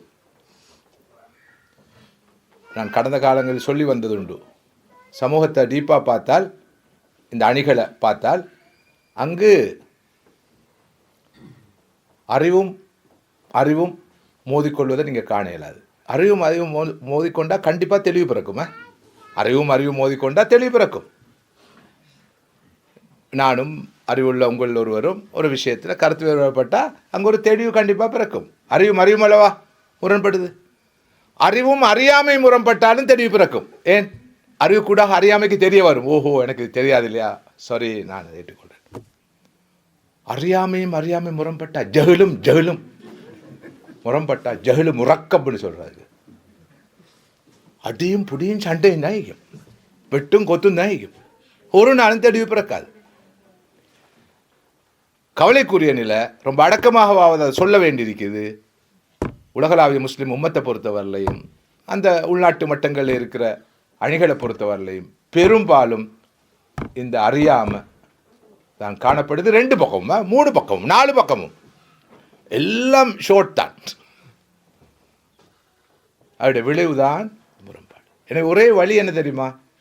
அமைதியாக இருந்து அறிவூட்டுறது மட்டும்தான். அப்போ அதுக்கு நாங்கள் மெயின் ஸ்ட்ரீமில் இருக்கணும். இந்த ஒதுங்கி போய் பதுங்கி போய் வரலாற்றிலிருந்து இஹ்வானு சஃபா மாதிரி குந்தி கொண்டு சிந்தனைகளை தூவி ஒரு நாள் சமூகத்தில் மாற்றம் ஏற்படுத்தலை. பிரதான நீரோட்டத்தில் மக்களோட மக்களாக இருந்து கலந்து தான் மக்களுக்கு அறிவூட்டணும். உதாரணமாக இப்படியான நிகழ்ச்சிக்கு யார் யார் வர? நம்ம ஆக்களாக வராங்க, நம்ம கேம்பா, நம்ம அணியா, நம்ம குரூப்பா, நம்மட தரிக்காவா, நம்மட ஜமாத்தா, அப்போ தான் நான் வருவேன். இந்த இவன் வழிகேடனெல்லாம் வரண்டா நான் வரமாட்டேன். அடே, அந்த வழிகேடனத்துக்கு தானே நீ இப்போ நேர் வழியை சொல்லணும். நீ ஏற்கனவே ஓண்ட சீடர்கள் தானே ஆமாசாமி போடுவாங்களே, மகதன் முத்தாட கோல பிரிச. இல்லை, அப்படியா இருந்தால் நீ சொல்கிறது அப்படியா இருந்தால் யார்கிட்ட போகணும்? நீ அந்த ஆக்கட்டை தானே போகணும். நீ அந்த ஆக்கட்டை போகாமல் இவன்டா ஒரு சின்ன ஒரு கூட்டத்தை வச்சுக்கொண்டு தத்துவம் பாடி இருந்தா என்ன நடக்கும்? என்ன மாற்றம் வரும் சமூகத்தில்? இந்த ஃபிக்ஹு தாவாவையும் முஸ்லிபு தாவாவையும் சரியாக விளையும் கொள்ளணும். சரி, எனிவே அவங்களோட கேள்விக்கான இதை சொன்னேன். நியாயமான காரணங்களுக்காக முரண்படுகிறார்கள், பல போது அநியாயமான காரணங்களுக்காக முரண்படுறார்கள். அந்த அநியாயங்கள் என்னண்டா இந்த இத்திபாவுல் ஹவா ஷஹுவாவால் வருது. அடுத்தது நீ இப்படித்தானே, இப்போ 5 கடை இருக்குது, 5 கடைக்கு 5 முதலாளி மாறிக்கிறாங்க. அவர் பாஸ் மாதிரி. அவங்க எந்த கடைக்கு நான் பாஸ், அவரோட கடைக்கு அவர் பாஸ், அவரோட கம்பெனிக்கு அவர் பாஸ். இப்போ எல்லா கடையும் உண்டாக்கினா இப்போ நான் பஸ் ஆகிக்கிறேன் இல்லையா? ஜாய் வேலை நீங்கள் பஸ் ஆனா அப்போ கடைசி வரைக்கும் நான் பஸ் ஆகிட்டு போகணும். இப்படி இதெல்லாம் என்ன ஷஹவத்து நஃப்ஸ் தான். அல்லாட்ட தீனை வச்சு கொண்டு விளையாடுறது. விட்டு கொடுக்க இயலாது, இறங்கி போக இயலாது, பின்னாட போக ரெடி இல்லை, அவருக்கு பின்னாட போய் இருந்து வேலை செய்ய ரெடி இல்லை, தாத்துக்கு ரெடி இல்லை. எனவே தனி கடை போடுறேன். எல்லாம் கடை தான், எல்லாமே கடை தானே. இப்போ எல்லாம் கம்பெனிஸ் தானே. கல்வியும் கடை தானே. இப்போ என்ன பாப்பா, ரோட்டு வழியை இந்த பக்கம் இந்த பள்ளிவாசல், அந்த பக்கம் பள்ளிக்கூடம். இந்த பக்கம் பள்ளிவாசல் கட்டி கொண்டு போகிறாங்க, அந்த பக்கம் காலேஜஸ். அப்பாடா, சும்மா அம்பேபீட்லேயும் டிகிரி வாங்கலும். இப்போ அம்பேபீட்லேயும் டிகிரி வாங்கலும். நம்மளோட மஹல்லாக்கு பேர் அம்பேபிட்டி, அமைக்கிற மஹல்லா. அங்கேயும் டிகிரி வாங்கல. ஜாமியா சொல்லலை, ஜாமியாவுக்கு பக்கத்தில் ஜாமியாவில் நாங்கள் கொடுக்குறோம் இல்லையா? 50 வருஷமா என்னத்தை நீங்கள் விளையாடுறீங்களா? நம்ம கொடுக்குறோம். நாங்கள் ஒழுங்கான ஒரு அமைப்பு இல்லையா? பிள்ளையா விளங்கிடுவா நம்ம எங்க உசாமா இல்லையா? ஓகே. எனிவே, உண்மையிலே இது ஒரு கவலைக்குரிய விஷயம்தான். ஆனால் இந்த ஷஹுவாவிலிருந்து விடுபடுறது ரொம்ப கஷ்டம். மனிதர்கள் பேருக்காக, புகழுக்காக, பிரபல்யத்துக்காக, அவங்களோட ஈகோ காரணமாக, ஆணவம் அகங்காரம் காரணமாக, அந்த அறிவுச்சருக்கு நொடிக்க இன்டலெக்சுவல் அரகன்ஸ், 2 நோய்கள் இருக்குது, பயங்கரமான நோய்கள். மருந்து செய்கிற சரியான கஷ்டம். அது இந்த குறிப்பாக ஸ்காலர்ஸுக்கும் இருக்குது, இந்த ஷரியாத்தோட ஸ்காலர்ஸுக்கு நிறைய இருக்குது அந்த 2 நோய்கள். ஒன்று கிரீடினஸ். இந்த பாருங்கள், ப்ரொஃபஷனல்ஸுக்கு எவ்வளோ காசு இருந்தாலும் இன்னும் சம்பாதிக்கணும், வேண்டி இல்லை, சம்பாரித்து கொண்டே இருப்பாங்க. நிப்பாற்றில் ஒரு இடத்துல போதும், சம்பாதிச்சது போதும், இனி சர்வீஸாக கொடுப்போம்ண்டு. அந்த நோய் அது சொல்கிறது தன்ஹாவை, ஆசை பேராசை என்ற நோய். இந்த ஸ்காலர்ஸுக்கு உள்ள நோய் என்ன தெரியுமா? Arrogance, intellectual arrogance. தத்துவ கிறுக்கு வித்துவ காய்ச்சல் தான் அதை மொழிபெயர்க்கிறேன் கொச்சையா. சும்மா ஆணவம் அகங்காரம் விட போதா. அப்போ இந்த பொக்கைக்கு படணும்னா அதை அப்படி சொல்லணும், காய்ச்சல் பிடிச்சிக்கு. எஸ் எஸ், அவங்களுக்கே தெரியாது அந்த பிரச்சனைக்கு. இது ஷஹவாட டாப், ஹவன் நஃப்ஸோட டாப் நோய் தானே இது, இந்த இன்டெலெக்சுவல் அரகன்ஸ்ன்றது. அப்போ இன்டெலெக்சுவல் அரகன்ஸ் உள்ளவன் ஒரு நாளும் அடுத்தவன் அங்கீகரிக்க மாட்டான், அடுத்த அணியை அங்கீகரிக்க மாட்டான். நீ இங்கே வா, நான் அங்கே வர மாட்டேன்ற நிலைப்பாட்டில் இருப்பான். பெரும்பாலும் இதுதான் வேலை செய்யுது. ஆனால் மகளுக்கு மாப்பிள்ளை எடுப்பான் அந்த வீட்டில், அப்படியா இல்லையா? மகளுக்கு மாப்பிள்ளை எடுப்பான், மகனுக்கு பொண்ணு எடுப்பான், அதுக்கெல்லாம் பிரச்சனை இல்லை. ஆனால் கொள்கண்டு வந்துட்டா நாங்கள் அப்படித்தான். இதெல்லாம் வெறும் பமாத், பிளஃப். பக்குவமான மனிதர்கள்ட்ட இந்த பார்வை வராது. அந்த எபோ போய் தருவாங்க, போய் எல்லாரையும் அப்படி ஒரு பொது கண் கொண்டு பார்ப்பாங்க. உன்னோட கருத்து உன்னோட, என்னோட கருத்து என்னோட, என்ன பிரச்சனை? ராயு சவாபுன் யஹ்தமில் ஹத்தா, ராயு கைரி ஹத்தாவுன் யஹ்தமில் சவாப். இந்த என்னுடைய கருத்து சரியானது, இது பிழையாக இருக்கலாம், அவரோட கருத்து பிழையானது சரியாக இருக்கலாம். அடித்து முடிவாக சொல்லலுமா? யாருக்காக சொல்லலுமா? எங்களோட அணி மட்டும் தான் சொர்க்கம் போகும்ண்டு எப்படி சொல்லலும்? அப்படி நினைக்கிறது இந்த இந்த இந்த இந்த இந்த ஹவன் நஃப்ஸுடைய உச்சநிலை. யாருக்கு சொல்லலாம்? நாங்கள் எல்லாரும் அச்சத்தோட பயத்தோடு தான் இருக்கணும், யாருக்கும் சொல்ல இல்லாது. இந்த மன்ஹஜில் போகிறவங்க தான் சொர்க்கம் போவாங்க, அந்த மன்ஹஜில் போகிறா சொர்க்கம் போவாங்க. அல்லாஹ் தஆலா எல்லாத்தையும் ரிஜெக்ட் பண்ணிவிட்டு சாதாரண மக்களுக்கு சொர்க்கத்தை கொடுத்துடலாம், அவன் ரஹ்மான். எனவே அந்த பக்கம் நாடக்கூடாது. எனிவே ஜஸாக்கல்லாஹு ஹைரன், அந்த கொஸ்டினை நீங்கள் கேட்டதுக்கு சொல்லுங்க, கேட்கவானு சொல்லுங்க. அதை ஷார்ட்டாக வச்சு அமைப்பு தேவையில்லைன்னு போகக்கூடாது நான் நினைக்கிறேன். அதை ஷார்ட்டாக வச்சு அமைப்பு தேவையா தேவையில்லையா நல்ல அதுவும் கண்டிப்பாக சொல்லப்பட வேண்டிய விஷயம்தான். அதாவது அல்லாஹ்வுடைய தீனுக்காக உழைப்பதற்கு களம் தேவை, பிளாட்ஃபார்ம் தேவை. பிளாட்ஃபார்ம் தேவை இல்லையா? உதாரணமாக ஒரு அமைப்பு பிரிக்க போகலையா, நாங்கள்லாம் சேர்ந்திக்கிறோம். இப்போ நான் வந்து இங்கே எங்கே இந்த லண்டனில் வந்து நான் வந்திருக்கிறேன் எல்லோரும் வாருங்கன்ட்டு என்னை கூப்பிடலுமா? வருவீங்களா? நடக்குமா? ஸ்ரீலங்காவில் கொழும்புக்கு வந்து இந்த ஃபோர்ட்டுக்கு வந்து ஓல்கோட் மாவட்டத்தில் நின்று கொண்டு நான் வந்திருக்கிறேன் தவா செய்ய எல்லோரும் வாங்கண்டா, யாராவது வருவானா? வரப்போகிறல இல்லையா? இப்போ ஒரு அமைப்பு தேவை இல்லையா? இப்போ இஸ்லாமிக் ஃபவுண்டேஷன் ஒரு அமைப்பு இருக்க போய், பிஎம்எஸ்ன்ற ஒரு அமைப்பு இருக்க போய், மற்றொரு அமைப்புக்கு போய், இன்னொரு அமைப்புக்கு போய் தானே. ஆனால் கண்டிப்பாக கட்டாயமாக கூட்டு முயற்சி, கலெக்டிவ் எஃபர்ட்ன்றது இன்றியமையாது, காலத்தின் தேவை, சன்மார்க்க கடமை. அது ரெண்டு கருத்து கடமை இல்லை. ஆனால் 2 ஸ்கூல் இருந்தால் என்ன இருக்கட்டுமே, 2 காலேஜஸ் இருந்தால் இருக்கட்டுமே, 2 ஸ்கூல் ஆஃப் தாட் இருக்கட்டுமே, 3 இருக்கட்டுமே, 5 இருக்கட்டுமே, இருந்துட்டு போகட்டுமே. அனைத்து கூட நல்லது நடக்குதுண்டா. ஏன் அதை துவேஷ கண் கொண்டு பார்க்கணும், வெறுப்போட பார்க்கணும், ரிஜெக்ட் பண்ணணும், கொச்சப்படுத்தணும், கேவலப்படுத்தணும், அசிங்கப்படுத்தணும், தட்டணும், குட்டணும் தேவையில்லையே. மாஷா அல்லாஹ், அல்லாஹ் எல்லாரையும் கபூல் செஞ்சுட்டு போட்டுமே. உங்களுக்கு என்ன குறைச்சல்? ஹஜ்ஜர் தவாசியான் என்று ஸல்லல்லாஹு அலைஹி வஸல்லம் கூட சொன்னாங்க, ஒரு சஹாபியை கண்டிச்சாங்க. ஹஜ்ஜர் தவாசியான், அல்லாஹ் இப்படி விசாலமாக கொடுக்க கூட நீ இடத்துக்கு வந்து அதை சுருக்குறாய். கடவுள் கொடுக்க தயாருன்னு சொன்னால் பூசாரிக்கு என்ன கவலை? நீ என்னது வந்து கிளாசிஃபை பண்ணுற ஆக்கள், இவர் நரவாசி, சொர்க்கவாசி, சொர்க்கத்தில் இவர் ஃபிர்தௌஸ் லாவிலா ஓண்ட வேலை, அது மாளிகை அமைச்சு அவன் பார்த்துக்கொள்வான். இது வேறு என் பெட் சப்ஜெக்டை நான் போனேன்டா எங்கெங்கேயோ போய் தருவேன், கொஞ்சம் கோவம் ஆத்திரம் ஆவேசம் எல்லாம் வந்துடும். ஸோ அதனால் நாங்கள் திரும்பவும் ஷஹ்வாக்கு வந்துடும். உண்மையிலே இந்த ஷஹ்வான்றது பொல்லாத சிதவிகளை, அதுதான் நாங்கள் எல்லார்லேயும் தொழிற்பட்டு கொண்டிருக்கிறது, எல்லார்லேயும் தொழிற்பட்டு கொண்டிருக்கிறது. எஸ், இப்போ நான் அடிக்கடி சொல்கிற கருத்து தான் எல்லாருக்கும் தெரிஞ்ச விஷயம் தான். இருக்கட்டும், அமைப்பில் இருக்கட்டும், இருந்துட்டு போகட்டும், இருக்கட்டும், இல்லாமல் இருக்கட்டும். ஆனால் கண்டிப்பாக கட்டாயமாக உங்களோட கண்கள் உம்பத்தில் இருக்கணும். வாயால் சொல்கிறது லேசி, இந்த பார்வை வரணுமே, அந்த பக்குவம் பார்த்துக்கு ஷஹ்வா இருந்து விடுபடணும். என்ன ஷஹ்வா? ஏண்ட புட்டுவோம், ஏண்ட சேர், ஏண்ட லீடர்ஷிப். உலகத்தில் பதவின்னு ஒன்று இல்லை. ஜாமியன் அலிமையால் நான் பதவியில் இல்லை, அந்த பார்வையே என்கிட்ட இல்லை, நான் இருக்கிறது பொறுப்பு இல்லை, லேசான பொறுப்பு அல்ல. அதை ஒரு சாரார் பார்க்குறாங்க பதவி உண்டு. அது பொசிஷன் அல்ல, அது ப்ரொஃபஷன் அல்ல, அது மிஷன், நோபல் மிஷன். 50 வருஷமா நான் அங்கே இருக்கிறது மிஷனுக்காக, ப்ரொஃபஷனுக்கு. எவன் ஆயிப்பான் அம்பே பிடியில வேறு இடமே இல்லையா போகிறதுக்கு மனுஷனுக்கு? இப்போ இந்த நாட்டுக்கு இது 30ஆம் முறையா பார்ப்பது எத்தனை முறை அவருக்கு தான் எல்லாம் தெரியும். எப்படி 30th 31 30 வந்திக்கிறேன். 98லேருந்து வரனா 99 இப்படி எத்தனையோ நாட்டுக்கு போகிற வர போய் குந்திச்சே. அல்லாஹ் ஒருத்தருக்கு சிலருக்கு இங்கே கொடுத்திக்கிறான், சிலருக்கு அங்கே கொடுத்திக்கிறான், ஒருத்தருக்கு கொடுத்திக்கிறான். எனக்கு அங்கே தான் பிடிச்சி வச்சுக்கிறான். என் ஹவன் சொல்லும் அப்படி செய்யலாம் இப்படி செய்யலாம், அங்கே போகலாம் இங்கே போகலாம். ஆனால் எனக்கு தெரிஞ்ச ஒரு மிஷன், அது ஒரு பொசிஷன் அல்ல, அது ஒரு பதவி அல்ல, அது தத்துவம் அல்ல. நான் சொல்கிறது நான் இது பொக்கையால் சொல்கிறது. அது ஒரு பெருப்பு, மாபெரும் பொறுப்பு. இதை காட்ட மேதாவி தனது புதுசாக சொல்ல போனால் என்ன நடக்கும்? தீன திரிக்கிற வேலை தான் நடக்கும். ஏன்னா புதுசா ஏதாவது சொல்லணும், வித்தியாசமா சொல்லணும், யாரும் சொல்லாத சொல்லணும். அப்பதான் நான் ஒரு முற்போக்கான அறிஞன் அல்லது ஆய்வாளன் அல்லது சிந்தனையாளன் அல்லது எழுத்தாளன் அல்லது பேச்சாளன் என்று சமூகம் பார்க்கும். அப்ப நான் வித்தியாசமா பேசுவேன். இது அவேர்னஸ் வெளிப்பாடுதான். எப்போதும் அல்ல, பல போது உன்னிப்பா பார்த்தா விளங்கும். இந்த மாதிரி சோசியல் டிசீசஸ்ல நானும் ஒரு எக்ஸ்பர்ட் என்பதை எளிமையாக சொல்லிக் கொள்வதில் பெருமைப்படுகிறேன். பேசக்கூட விளங்கும். மௌலானாக்கு இந்த நோய் சொல்றது, மௌலானாக்கு இந்த நோய் தான் பிடிச்சிக்க, எங்களுக்கும் பிடிச்சிக்க இல்லாம இல்ல, பட் நல்லா விளங்கும்.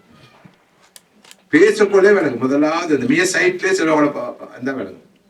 இதற்கு இல்லை. இந்த ஆரம்ப கால இமாம்கள் நிறையவே அடையாளம் காணுவாங்க. அது உண்மை என்றது எங்களுக்கு வழங்குது பிராக்டிகலி. உண்மையிலே இந்த புதுமைகள் மார்க்கத்திலே இல்லாத விஷயங்கள், மார்க்கம் அங்கீகரிக்காத விஷயங்கள், அல்லாஹ் சொல்ல வராத விஷயங்கள், ரசூல் சொல்ல வராத விஷயங்களை நாங்க சொல்லுவோம். அல்லாஹ் ரசூல்ட பேர்ல நான் ஒரே சொல்வேன், சொன்னதும் சொல்ல வந்ததும், சொன்னதும் சொல்ல வந்ததும் சொல்ல வராததும். அல்லாஹ் சொன்னதை சொல்லணும், சொல்ல வந்ததை சொல்லணும், ரசூல் சொன்னதை சொல்ல வந்ததை சொல்லணும். ஆனா சொன்னதை சொல்லி சொல்ல வராத சொல்லப்படாது. ஆனா நிறைய பேர் அதை செய்யறாங்க.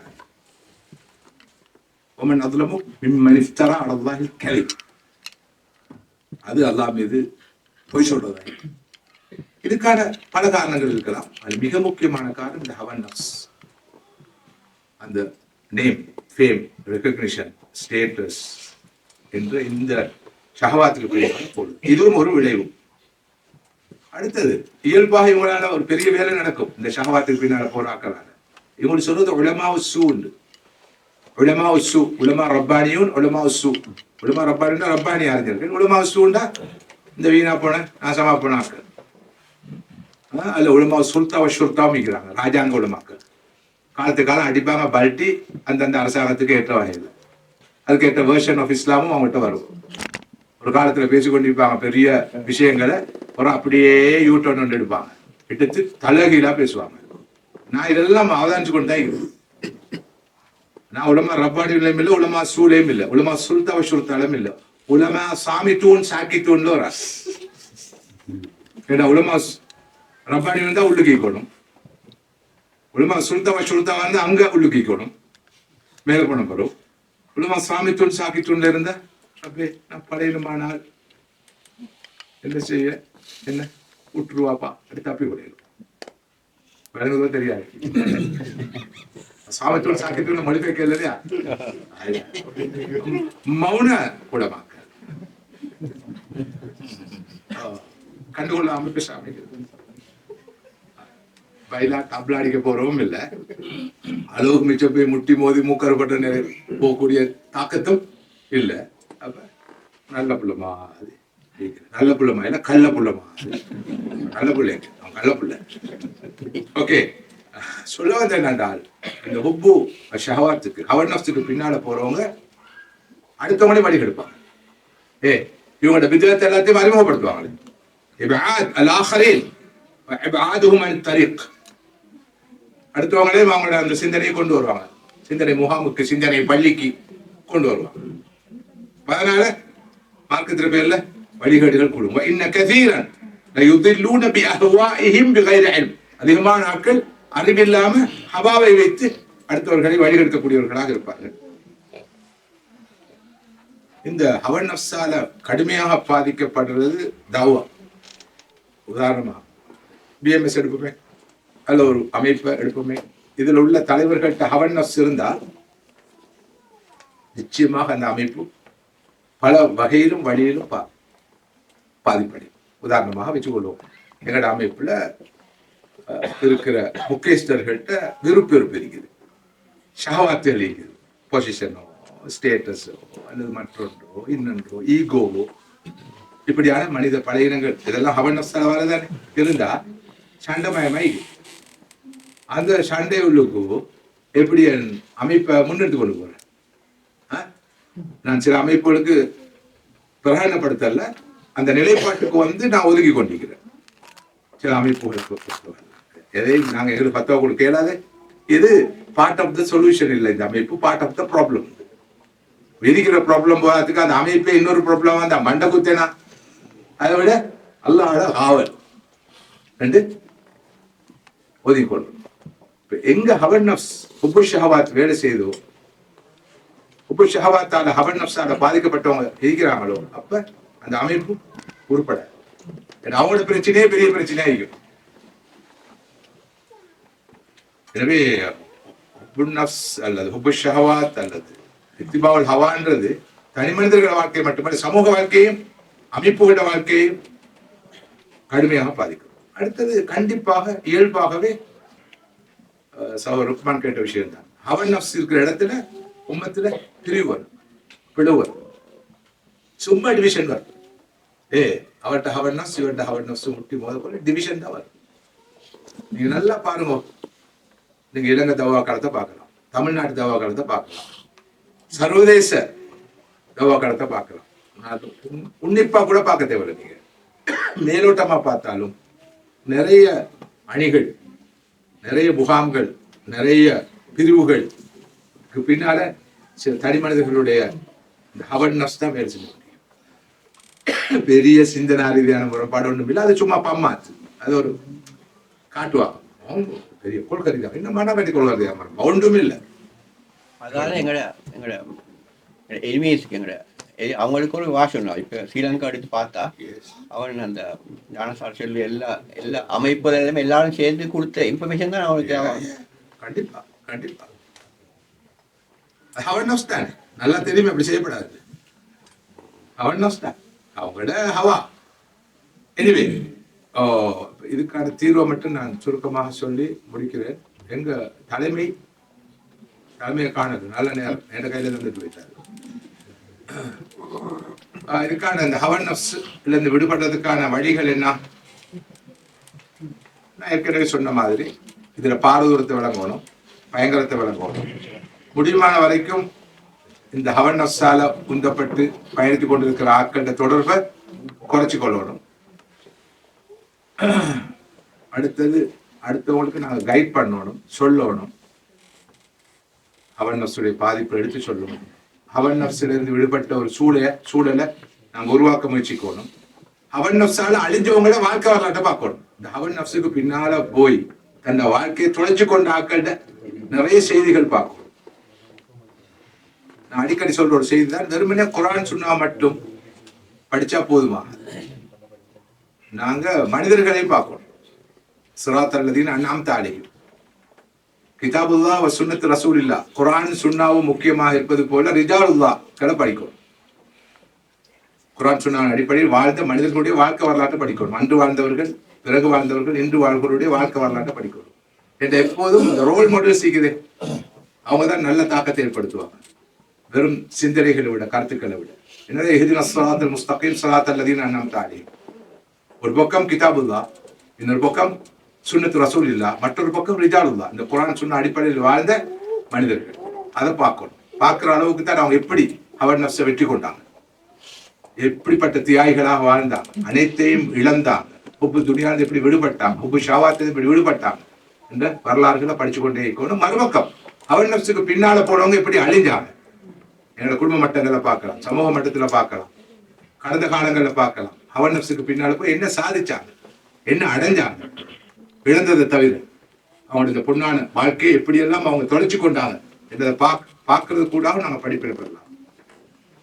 அடுத்தது எப்போதும் அல்லாஹ்வை நாடணும், அவன்கிட்ட கையேந்தணும். யா அல்லாஹ், இந்த மனித பழையத்திலிருந்து என்னை காப்பாத்து, அவன் நஃப்ஸ் என்ன படாத பாடுபடுத்துது, ஷஹ்வத்து நஃப்ஸ் என்ன படாத பாடுபடுத்துது. இந்த ஒவ்வொருத்தருக்கும் ஒவ்வொரு ஜாதிக்குமே வித்தியாசமான ஷஹ்வாய்க்கும் வித்தியாசமான ஆசைகள் இலக்குகள் இருக்கு. ஒன்றல்ல, ரெண்டல்ல, 5 அல்ல, 10 அல்ல. நிறைய ஷஹ்வத்து நஃப்ஸ் விளங்காது. இது எந்த ஷஹ்வாத்தான்றது எனக்கே விளங்காது. இது எந்த உலக ஆசையால எந்த ஹவன் நஃப்ஸால தான் நான் இதை செய்யறேன்னு எனக்கு விளங்காது. பார்க்குற பாடிக்கு ரொம்ப பொறுமதியான வேலையாയിരിக்கும். ஆனா பின்னாடிக்கு ஹவன் நஃப்ஸ் தான். எனவே அல்லா இடத்துலாம் கேட்கணும், யா அல்லாஹ், இந்த மனித பழையத்திலிருந்து, இந்த ஆன்மீக நோயிலிருந்து என்னை காப்பாற்று. அதுக்கு நான் நேற்று சொன்ன துவாக்களுக்கு தானே, அல்லாஹும்ம அல்ஹிம்னி ருஷ்தி வக்னி ஷர்ர நஃப்ஸி, அல்லாஹும்ம ஆத்தி நஃப்ஸி தக்வாஹா வஸக்கிஹா அன்த கைரு மன் ஸக்காஹா அன்த வலியுஹா வமௌலாஹா யா முகல்லிபல் குலூப் ஸபித் قلبي على دينك يا مصرف القلوب ثبت قلبي على طاعتك. இப்படியான துஆக்களை உருக்கமாக கேட்கிற நேரம் அல்லாஹ் தஆலா எங்களோட உள்ளத்துக்கு அந்த பக்குவத்தை தருவான். இந்த ஹவன் நஃப்ஸ்ல இருந்து, ஹுபு ஷஹவாத்துல இருந்து, இந்த உலக இலக்குகளை நோக்கி ஒன்றன் பின் ஒன்றாக ஓடுகிற நிலையிலிருந்து விடுபட்டு எங்களோட நிலையான மர்ம நோக்கிய பயணத்தை தொடர்வதற்கான அந்த பக்குவம், அந்த பார்வை, அந்த ஃபோக்கஸ் நிச்சயமாக வரும். இதுக்கு முஜாஹதா தொடர்ந்து தேவை. முஜாஹதா தான் ஆக முக்கியம். இதை பத்தி நாலேஜ். இது முதாரசா, ஜஸ்ட் முதாரசா தானே. இது என்ன முதாரசாண்டா? பேசுங்களே, படிக்கிறது கற்றுகள் மட்டும்தான். முஜாஹதா தேவை. அப்ப இன்ஷா அல்லாஹ் உடனடியா இறங்கிடணும். இப்ப களத்துல குதிச்சிடணும். அது இப்படி விட்டுட்டு போயிட்டான். நாளை பண்ணாடு இன்றைக்கே அன்றைய செய், இன்றைய செய், இப்போதே செய். எவ்வளவு பெரிய முஜாஹிதால இப்ப ஈடுபடலாம். எங்களுக்கு இந்த 2 நாள்லே ஆரம்பிச்சிடலாம் இன்ஷா அல்லாஹ். அது தொழுகை மட்டுமல்ல, அமளிபாத் மட்டுமல்ல, எங்களோட கண்ணை பேண்டுறது, காதை பேண்டுறது, கல்வை பேண்டுறது, எங்களோட போனை ரொம்ப பாதுகாப்பா பேணி கட்டி காத்து போஷித்து வளர்க்கறது, இதெல்லாம் டாக்டர். பத்தி நீங்க ஜென்ரலா எல்லாருக்கும் கூட தான் சொல்றாங்க. ஒவ்வொருத்தருக்கும் கஸ்டமைஸ் ஆக தனிக்கணும். எனக்கு உள்ளதெல்லாம் மற்றவருக்கு உள்ள வீட்டில் செய்யக்கூடிய இதுக்குள்ள சொல்யூஷன் இதை ஏதாவது ஒரு வே ஒரு ஆள் மென்டோர் ஒரு ஆள் கண்டாக்ட் பண்ணணுமா அல்லது என்ன எங்களுக்கு தெரியாம இருக்கும். அது இருக்கிறது. நான் நினைக்கிறேன் இது ஒரு நல்ல ஒரு கொஸ்டின். சுருக்கமாக நான் டிஸ்கஸ் பண்ணுறேன். இந்த நாள் நாங்கள் அவேர்னஸ் தானே செய்கிறோம். அவேர்னஸ் ஒரு விழிப்புணர்வு ஏற்படுத்துறோம். எல்லாருக்கும் மண்டைக்கு படுது, மனசுக்கு படுது, தலைக்கு படுது. எஸ், நானும் ஏதோ ஒரு வகையில வழியில அவன் நஃப்ஸுக்கு பின்னாடி தான் பயணிச்சு கொண்டிருக்கிறேன். ஷஹவாத்துக்கு பின்னால் பயணிச்சு என்கிட்ட என்னென்னலாம் இருக்குது, அல்லது எனக்கு கண்டுகொள்ள முடியாம இருக்குது, அடையாளம் கண்டுகொள்ள முடியாம, நான் இப்படி போன எனக்கு விளங்காமல். அப்படி கண்டிப்பாக கன்சல்டேஷன் தேவை. நாங்க உடல் நோய்களுக்கு சாதாரண நோயா இருந்தாலும் நாங்க அந்த நோயை டயக்னோஸ் பண்ண ட்ரை பண்றதும் இல்லை. அதுக்கு நாங்க செல்ஃபா ட்ரீட்மெண்ட்க்கு முயற்சிக்கிறோம். இந்த துறை சார்ந்தவர்கிட்ட போய் தான் கேட்கிறோம். ஃபர்ஸ்ட் அலுவல திக்கு நீங்க கொஞ்சம் தாளமும் வலா இன்னும் ஹபீர் துறை சார்ந்தவர்கிட்ட போய் கேட்கணும். அதே மாதிரி ஆன்மீக நோய்களுக்கும் ஆன்மீக ரீதியான பிரச்சனைகளுக்கும் உரியவர்கள் அணுகணும். இன்றைக்குள்ள ஆகப்பெரிய பஞ்சம் இந்த தவா களத்துல முஸ்லிம் உம்மாளிக்கிற பஞ்சம் என்னன்னா, என்ன மாதிரி இன்னும் சிலர மாதிரி பேச்சாளர்கள் இருக்கிறாங்க, பேசக்கூடியவங்க இருக்கிறாங்க. ஆனா அந்த குதுவாவாக அமைகிற ஆட்கள் ரொம்ப ரொம்ப குறைவு. குதுவா கபில தாவா. இது 40 வருஷமா சொல்றதுக்கு ஆள் உருவாகல. எனவே கண்டிப்பாக இன்றைக்கு தேவை மென்டோமா, முரப்பிகள் தேவை, முர்ஷிதுகள் தேவை.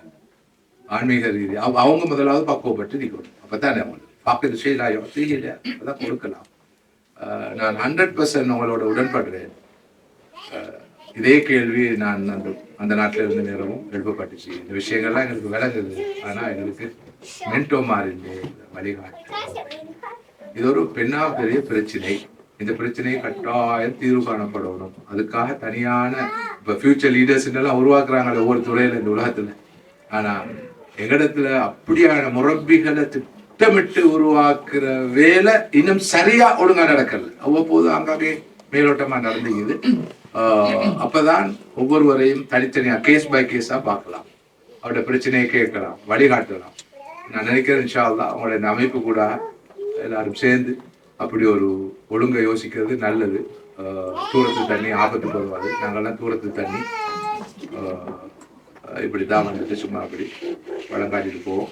எனவே இங்கே லோக்கலி அவங்களுக்கு ஒரு பெரிய கடப்பாடு இருக்கிறாங்க, பொட்டன்ஷியலான ஆட்கள் இருக்கிறாங்க எல்லாருக்கும் இருக்கிறத அவர்களுக்கு கூடாக அதை செய்யணும். சில சின்ன முயற்சிகள் நடக்குது. இப்போ இஸ்லாமில் தவா சென்டரில் யூத்துக்கு ஒரு ஆள் ஒரு மென்டோ மாதிரி இருந்து அவங்கள வழிகாட்டி கொண்டு இருக்கிறார். ரொம்ப நல்ல முயற்சி. அதே மாதிரி இங்கேயும் ஓரளவு அதுகள் இல்லாமல் இல்லை. அந்த அமைப்பு ஒன்று இருக்கத்தான் செய்யுது. ஆனால் போதும் ஃபோக்கஸாக அதை செய்யறதுல ரொம்ப நல்லது. சொல்லுங்க, தர முடிச்சிடும். இப்போ நீங்கள் டே டு டே டாஸ்கில் வந்து இப்போ நம்ம செய்கிற விஷயங்கள் வந்து இந்த ஆசைக்கு பின்னால் போகிற மாதிரியும் இருக்குது. இப்போ காலையில் எழும்பி வேலைக்கு போகிறதுனாலும் சரி, ஒவ்வொரு செய்கிற வேலையும் வந்து நம்மளோட மனவச்சைக்கு பின்னால் போகிற மாதிரி ஒரு கேள்வி வந்து வந்தால் நம்ம எப்படி நம்ம டிசைட் பண்ணி கொள்வது, இது வந்து நம்ம கட்டாயம் செய்ய வேண்டியதா, இல்லாட்டி இது நம்ம மனவச்சைக்கு பின்னால் போகிற மாதிரி சரி, என்ன வச்சு நம்ம டிசைட் பண்ணி கொள்வது. நம்ம காலையில் எழும்பி ஹாஸ்பிட்டலுக்கு போகிறது கூட, வேலைக்கு போகிறது கூட நம்ம மனவச்சைக்கு பின்னால் போகிறது. உதாரணம் சொன்னீங்க. இப்போ நம்ம அதே மாதிரி பிள்ளைகளை சம்பந்தப்படுத்தி நம்ம கிளாஸுக்கு அனுப்புகிறோம், ஸ்விமிங் அனுப்புகிறோம். இதெல்லாம் normal day to day activities கூட இதை நம்ம எப்படி டிஃப்ரென்ஷியேட் பண்ணி கொள்றது. நம்ம உண்மையாக இச்சைக்கு பின்னால் போகிறோமா, இல்லாட்டி நம்ம இபாதத்தை செய்கிறோமா?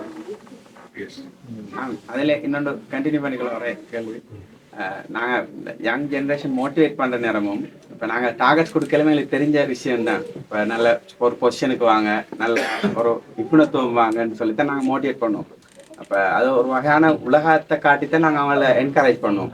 இப்போ அவங்களுக்கு அதை நேரம் நாங்கள் நினைப்போம் அவங்களுக்கு தெளிவை கொடுக்கணும், இஸ்லாத்தில் தெளிவை கொடுக்கணும்னு சொல்லி. அப்போ அதை மோட்டிவேட் பண்ணுறது செய்கிற நேரம் நாங்கள் எப்படியுமே அவங்களுக்கு விசிபிளானதான் கொடுப்போம். ஒரு நல்ல பொசிஷனிக்கும் நல்ல நிலைமையில் உங்களுக்கு வருவீங்க. அது ஒரு வகையான ஆசை தான்.